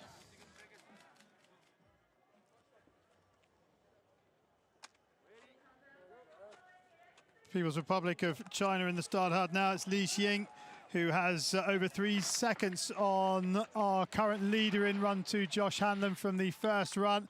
Li, 24 years of age, first Paralympic Winter Games for him. Short work of these top turns. Here comes the first split. And the advantage out to over 4 seconds. He will know this hill well, having spent a lot of time training on it. Yeah, I think that's partly what's helped him grow the advantage up on the top. But the only thing that will help him here really are skiing skills, technical and tactical. And that looked to be an illegal passage of 2 red gates above him. Pretty certain the tip of the ski ran the wrong side of the pole. He keeps going. We'll have to wait and see. 2.96. Keeps it high here. That's the key thing for this final pitch. Can't allow the line to drop, can't allow the rig to drop too far below the turning poles. Otherwise, because of the width that our Austrian course setter is demanding the skiers follow, or the width of the track, it's hard to catch the next gates. 1:43.68. He leads the way. 1:41.8. Just have to check that gate for him to top spot.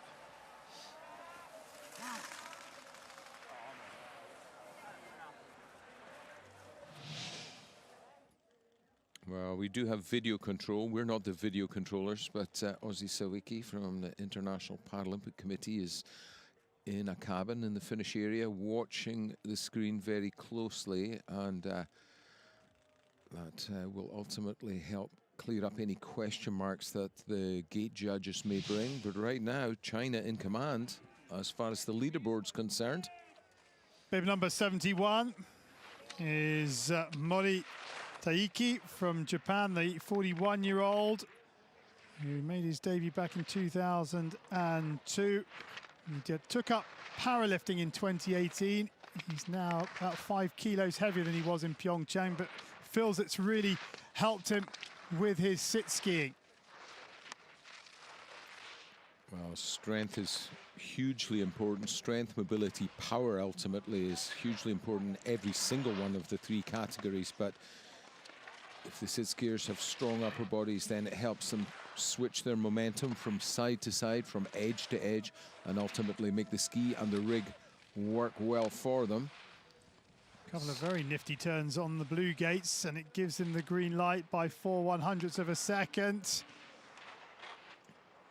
Now, Maury, we know he's experienced, so he'll know how to find the measure of this lower part.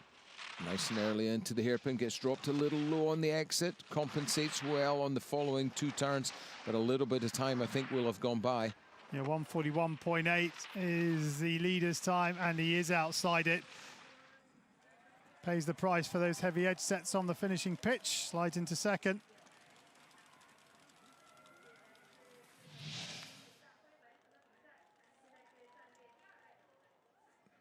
Great adjustments made, just getting around these final gates in the nick of time.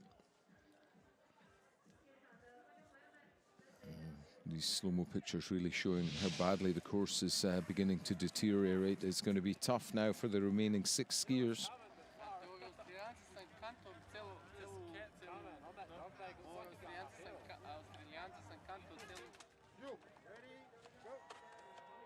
Chen Liang from the People's Republic of China, the next on track.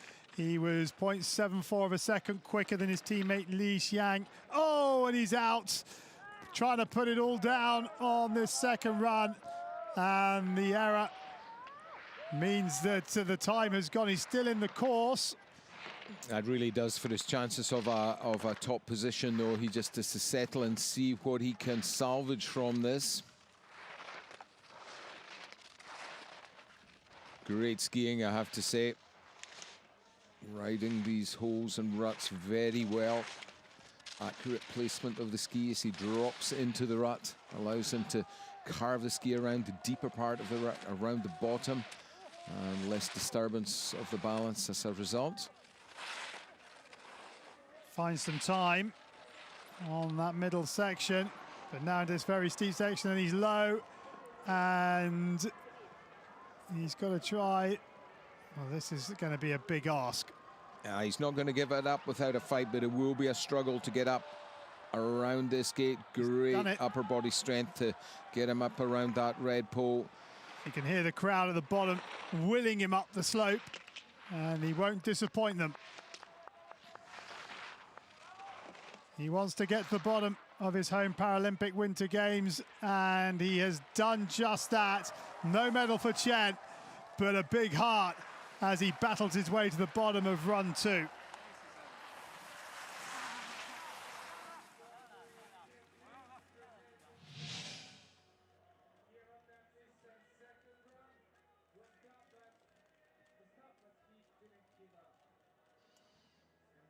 Full attack on those top gates, but just a bit too much pace coming out of the early verticale. That's where the first of the problems came, then lower down. Didn't quite get inside that red gate first time around.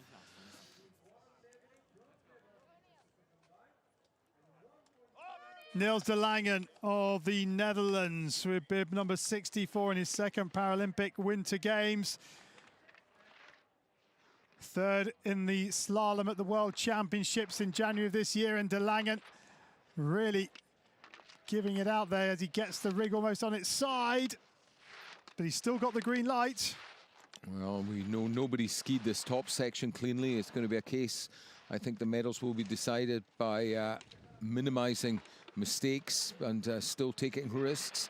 De Langen just unable to carry the momentum. He's had to put in a number of small checks. He's never actually ground to a halt, but those mistakes are measured, but will be measured by the clock.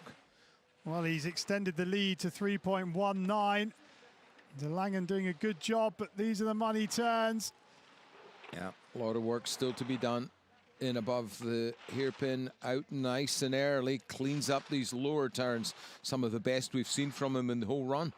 Well, these need to be clean? They are clean, and we have ourselves a new leader by 4.62 seconds. De Langen, 5th quickest after the first run, asks the question of the 4 remaining at the top of the hill. Oh, he gave it everything. He's absolutely exhausted there in the finish. The first little braking recovery maneuver up on the top, lower down, dropping the rig right as deep as he dares, goes from here to the line, and the Netherlands are in command here.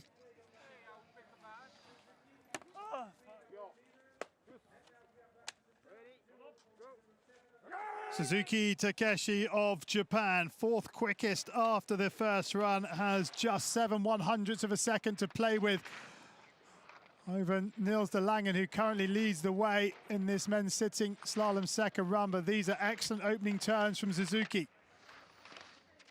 Again, his trademark clearing of the gates, keeping the gate out of his way. Well, the green light has gone red, but there is time to be had in these middle turns if he can keep it rhythmical, which he does. Yeah, and keeping it, I'll just say, relatively clean. I don't think anybody's going to have a perfect run here today. The conditions really so demanding, but good through the middle. Oh, and then gets low, gets pinged into the air. That is a great recovery from Suzuki, somehow still in the gates. Yeah, and he made speed and time in the mid part. This is, oh, what a shame. 1, 2, 3, 4, 5, 7 gates from home. Oh, careful. And yeah, that hairpin at the bottom, the guys that are coming in here with a lot of pace, the following gate, the gate out to their left as they exit that lower hairpin, really has to be treated with a bit of respect. Suzuki definitely taking chances there, but just one too many here, as we said, but just within sight of the finish.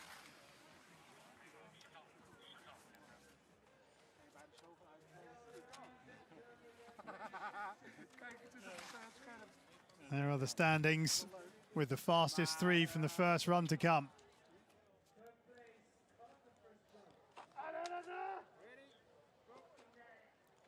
Rene De Silvestro of Italy with bib number 61, 3rd quickest in the first run. He was 2.67 seconds faster than our current leader, Niels de Langen. And De Silvestro, 25 years of age, in his 2nd Paralympic Winter Games. And he's come to a stop, and he's out of medal contention, you would think. I would say so, but he was going so fast on that top section, the advantage gone, but by a lot less than I was expecting, to be honest. That, as we said, he came to an absolute stop, and yeah, he's now digging deeper. A lot of determined turns on our screen here. Tries to stay high and tight with the line, chops these gates off right at the bottom, looking for that shortest way down the course.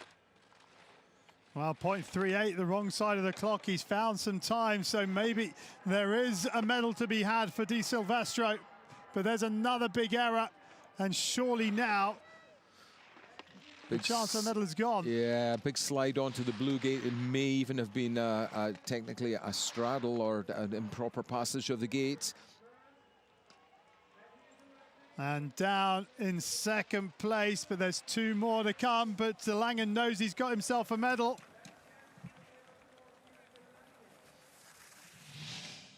What a fight of a run this was from De Silvestro. First problem up here, he gets flicked around by the gate after dropping low in the previous turn. Lower down at the top of the pitch, the rig bucking underneath him. He does an amazing job of keeping some kind of control. Well, one for the gate judges there, I think.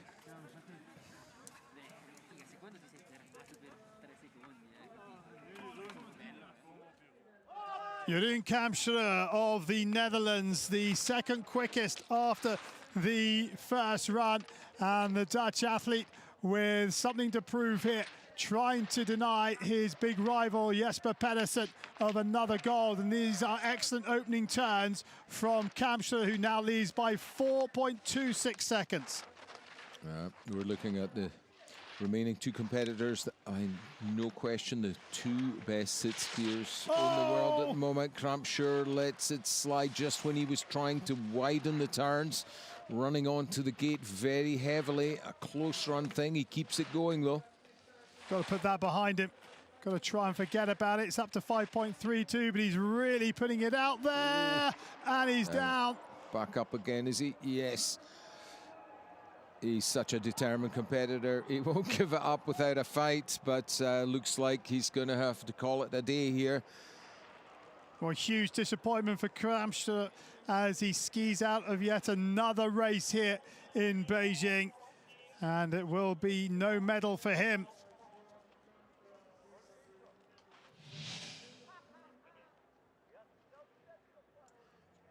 Well, that looked like a straddle. Yeah, that was his first problem up on the first of the tourney gates. It did look at full speed. It looked slightly dubious, and certainly in the slow-mo there, his tip was the wrong side of the gate. Ultimately, it doesn't really matter because Crampshire having to give it up there in the middle of the pitch. He's given it his all. He's absolutely exhausted there at the side of the hill with one competitor left at the top.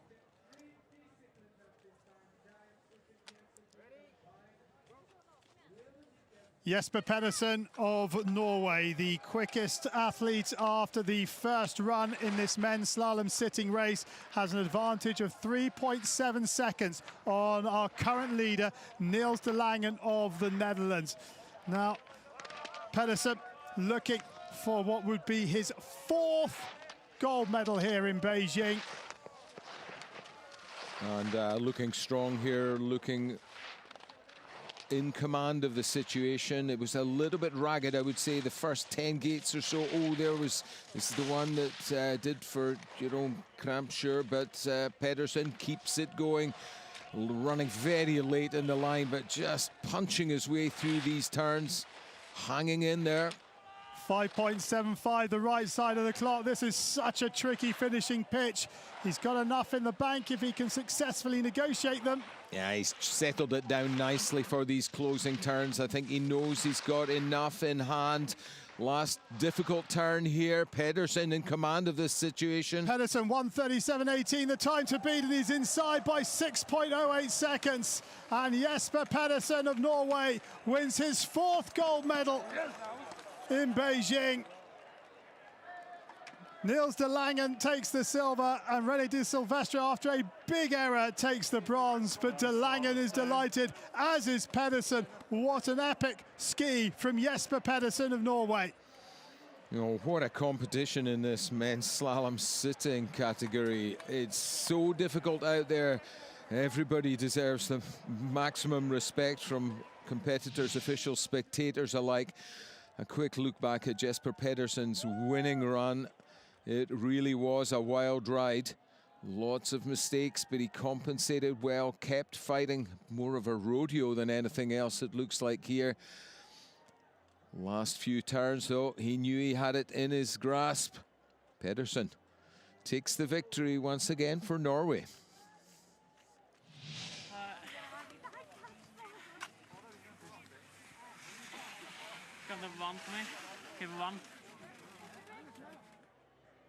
So confirmation then of the men's slalom sitting results. Jesper Pedersen of Norway takes gold medal. Niels de Langen of Netherlands the silver, and René de Silvestre a hard-fought bronze in what was a brilliant way for the Beijing Paralympic Winter Games Para-Alpine skiing to come to an end. 16 of the 27 get to the bottom of the second run in what was a really grueling second race for the men's slalom sitting.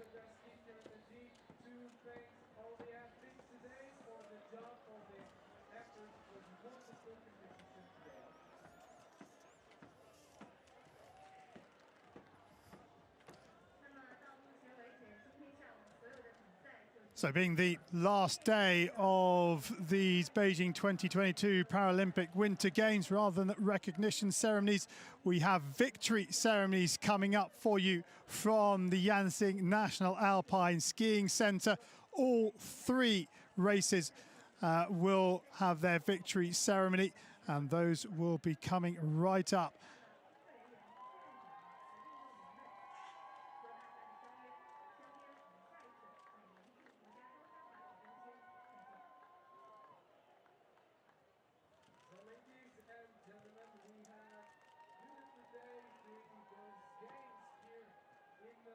Beijing 2022, and we prepare a video directly to celebrate all the staff, coaches, and our athletes. Wishing to see you all again here at the Beijing National Alpine Skiing Center. We are so grateful to share those days with you. Big thanks to you guys.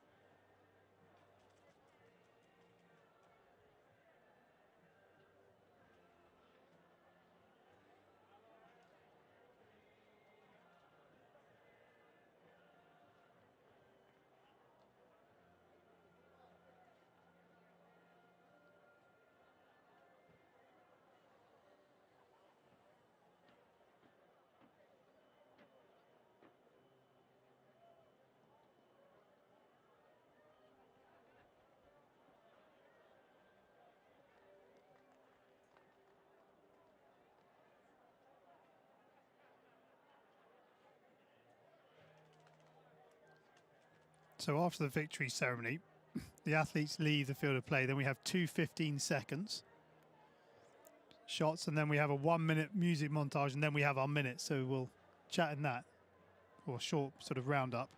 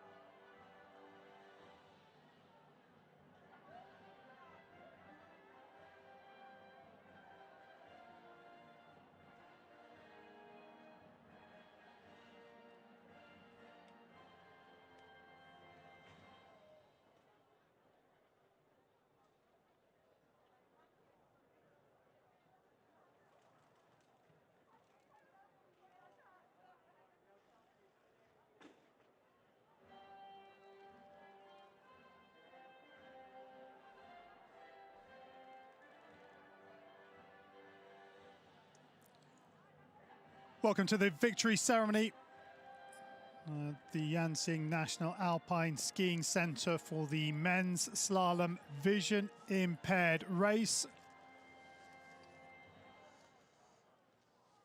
And our two presenters being led out onto the field of play. Ladies and gentlemen, the victory ceremony for the Paralympic skiing men's slalom vision impaired.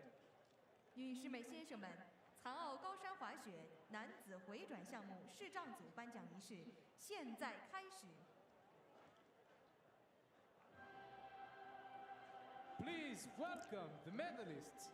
欢迎获奖运动员。 It's been 9 hard days of para-alpine skiing and the 5th and final medal in the men's vision impaired awarded in the slalom race.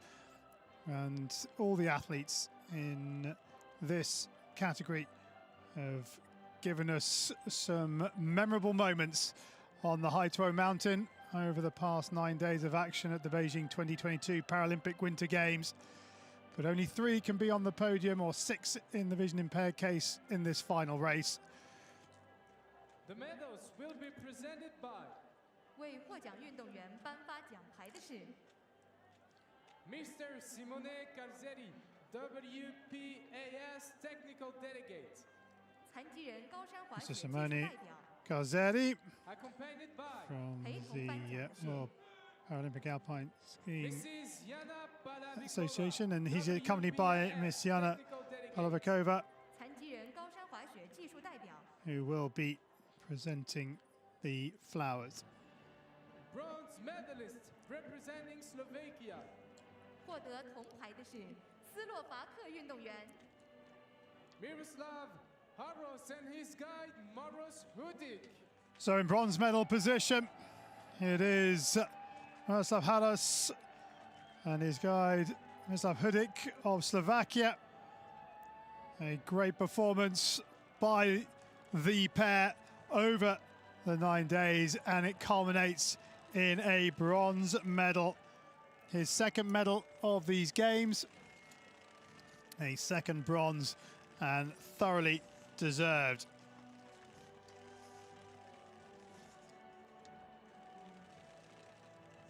The bronze medalists in the men's slalom vision impaired. And they will now get their flowers.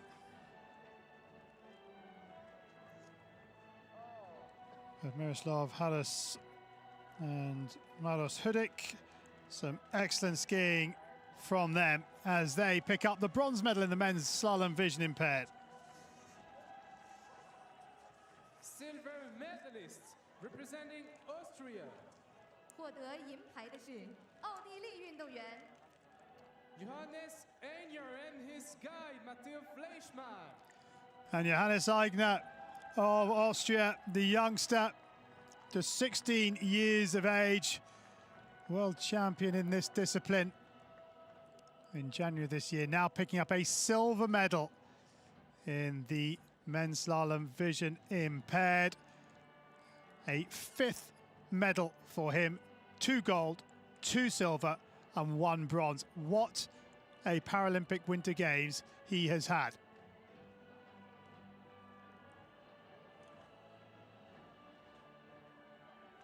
And getting the congratulations, and well-deserved congratulations, from Yana Palavikova.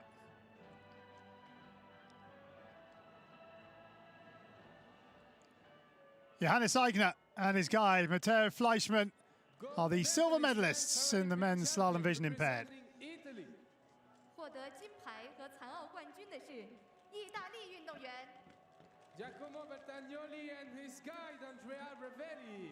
Giacomo Bertagnoli and his guide Andrea Ravelli of Italy came into this men's slalom vision impaired race as the defending champions from Pyeongchang in 2018.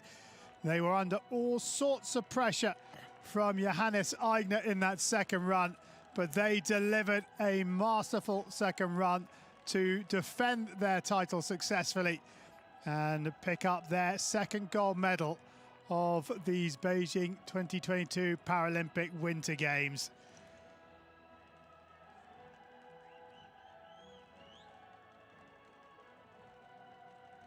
A 4th medal in total.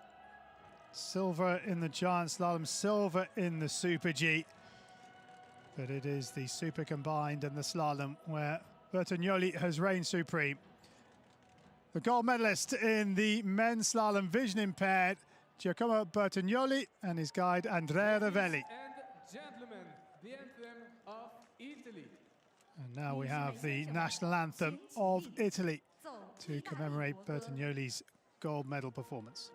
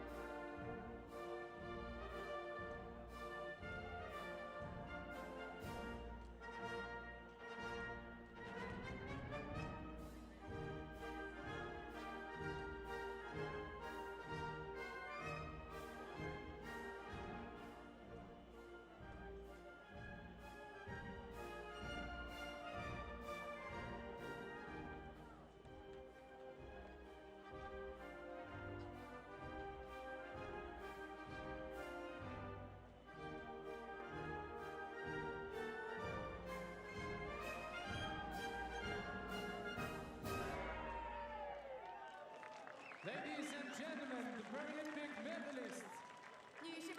Confirmation then of the Paralympic medalists in the men's slalom, vision impaired. Giacomo Bertagnoli and Andrea Ravelli the gold. Johannes Eichner and his guide Matteo Fleischmann picking up the silver. Miroslav Haros and Maros Hudik of Slovakia the bronze. But what a race we had. The men's vision impaired division showing us the ultimate sporting partnerships, in my opinion. Courage, competency, but above all trust demanded at the very highest levels here at the Yansing Alpine National Skiing Centre.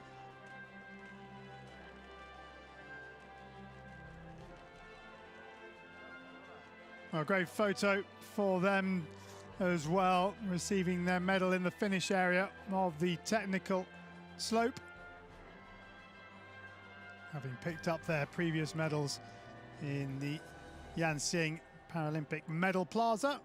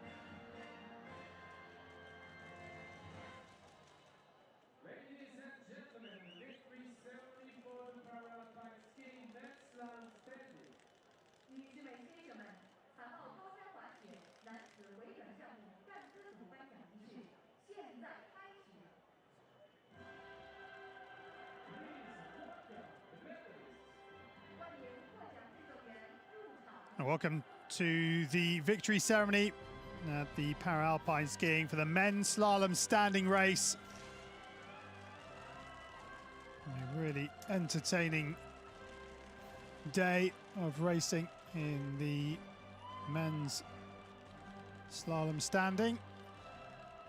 And Adam Hall of New Zealand leading the medalists out. What a games for Hall, having been virtually off the circuit because of COVID, finds himself on the podium for a second time. The medals will be presented by 为获奖运动员颁发奖牌的是 Mr. Simone And presenting the medals, Mr. Simone Cazzeri, WPAS technical delegate. 技术代表。 accompanied by And he's accompanied by Miss Yana Olovikova, also a WPS technical delegate. 残疾人高山滑雪技术代表。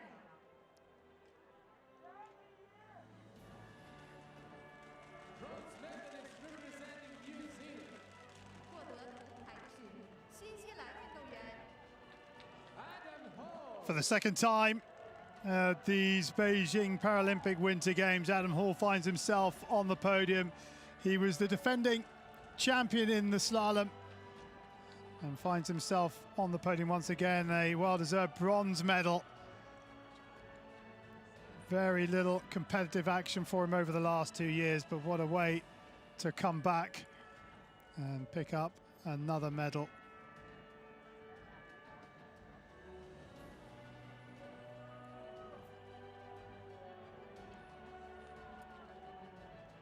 Big thumbs up from Adam Hall with the bronze around his neck. Second quickest after the first run. Managed to maintain that podium position in run 2. Adam Hall of New Zealand is the bronze medal winner in the men's slalom standing. Silver medalist representing People's Republic of China, 获得银牌的是中国运动员梁景怡。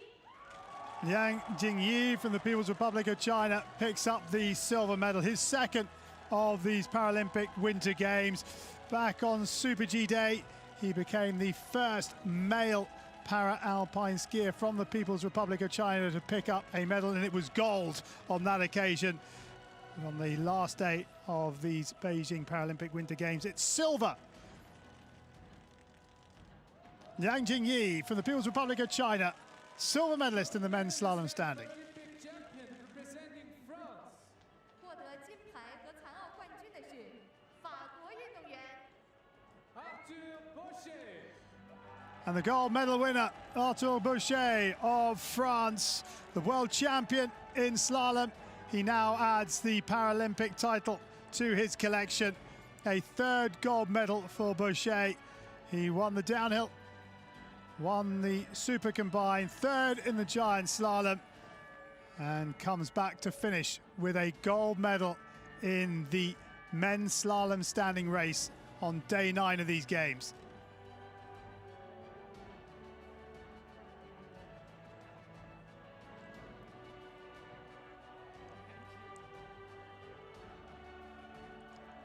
Arthur Bochet of France is the gold medal winner in the men's slalom standing. Ladies and gentlemen, the anthem And now the national anthem of 女士 France. 们、先生们，请起立，奏法国国歌。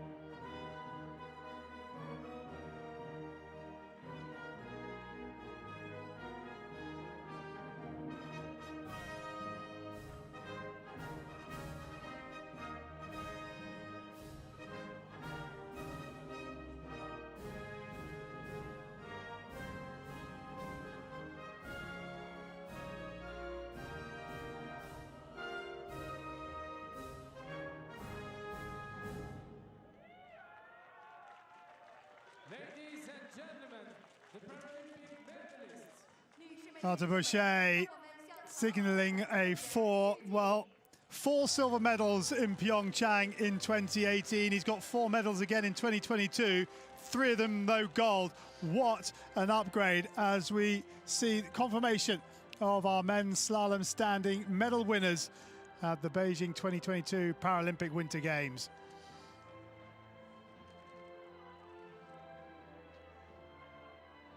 Oh, Boucher, a brilliant performance. Yeah, he really stepped it up over the last 4 years. 3 golds, what an achievement for that young man and the powerhouse of the French Paralympic Committee. I have to say, though, the future looks very bright for the Chinese program. And one more word of thanks and appreciation to Adam Hall, the elder statesman of the Paralympic Alpine skiing men's standing up. Very well-deserved bronze for him.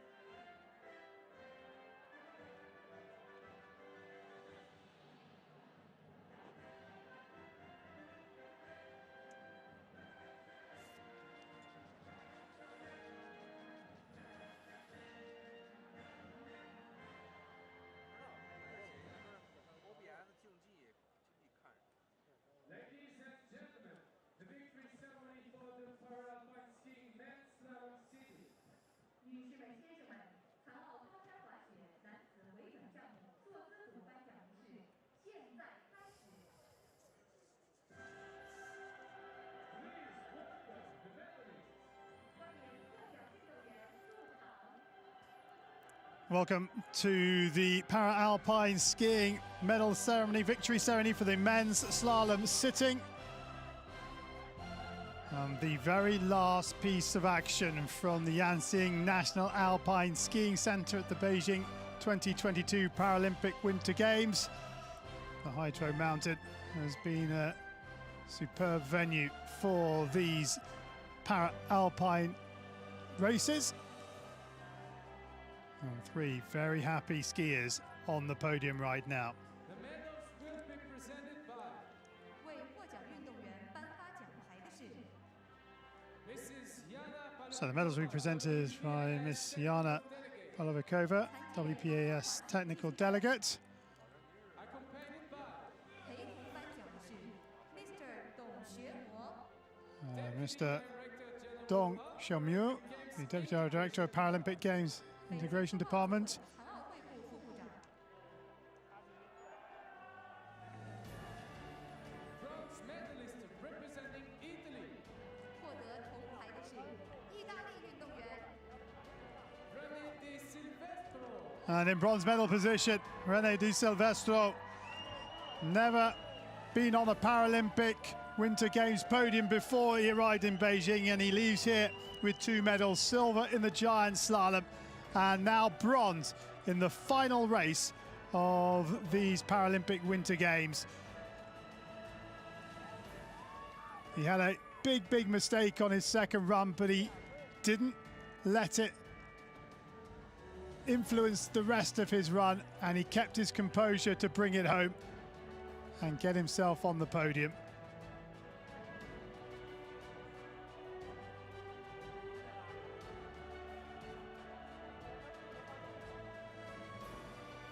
Bronze medal winner in the men's slalom sitting, Rene Di Silvestro of Italy. Silver medalist representing Netherlands, 获得银牌的是荷兰运动员 Niels de Lange. Silver medalist Niels de Lange of the Netherlands. His best at a Paralympic Winter Games before Beijing was 8th in Pyeongchang, but now will leave the Chinese capital with 2 medals, having picked up the bronze in the super combined. It was another excellent slalom run from Niels de Lange, and you can see what it means to him to be up there on the podium.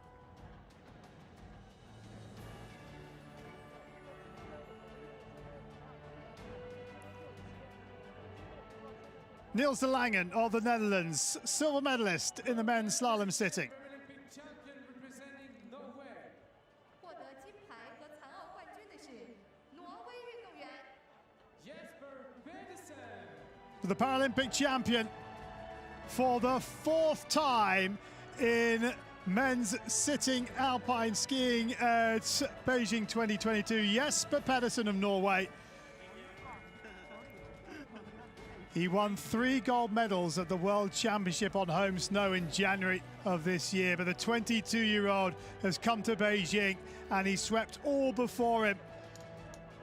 4 gold medals, downhill, super combined and giant slalom, and now the slalom on the last day of action.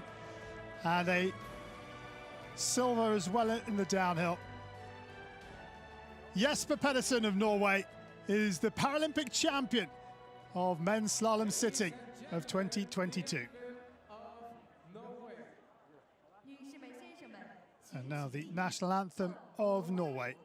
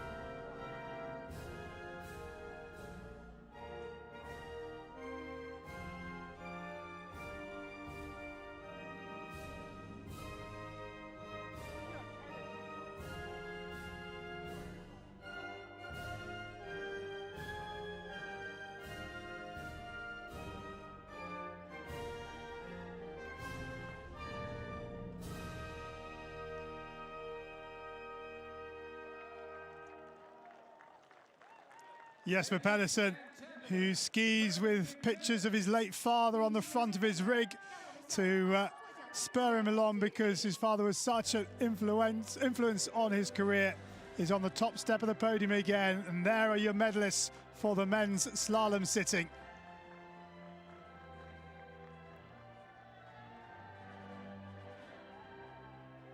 And yet another gold medal photo for Jesper Pedersen to stick on the wall. And De Langen and Di Silvestro, well, they'll be putting this one on their wall as well. Excellent performance from all three in the final race of these Paralympic Winter Games. Pedersen, what a talent. Absolutely. I have to say, though, this men's sitting slalom, it's, I would say, the toughest fight we've seen across the whole of these 13th Paralympic Winter Games. Well-deserved medals, incredibly difficult conditions, but yes, Pedersen, an amazing talent, just indomitable.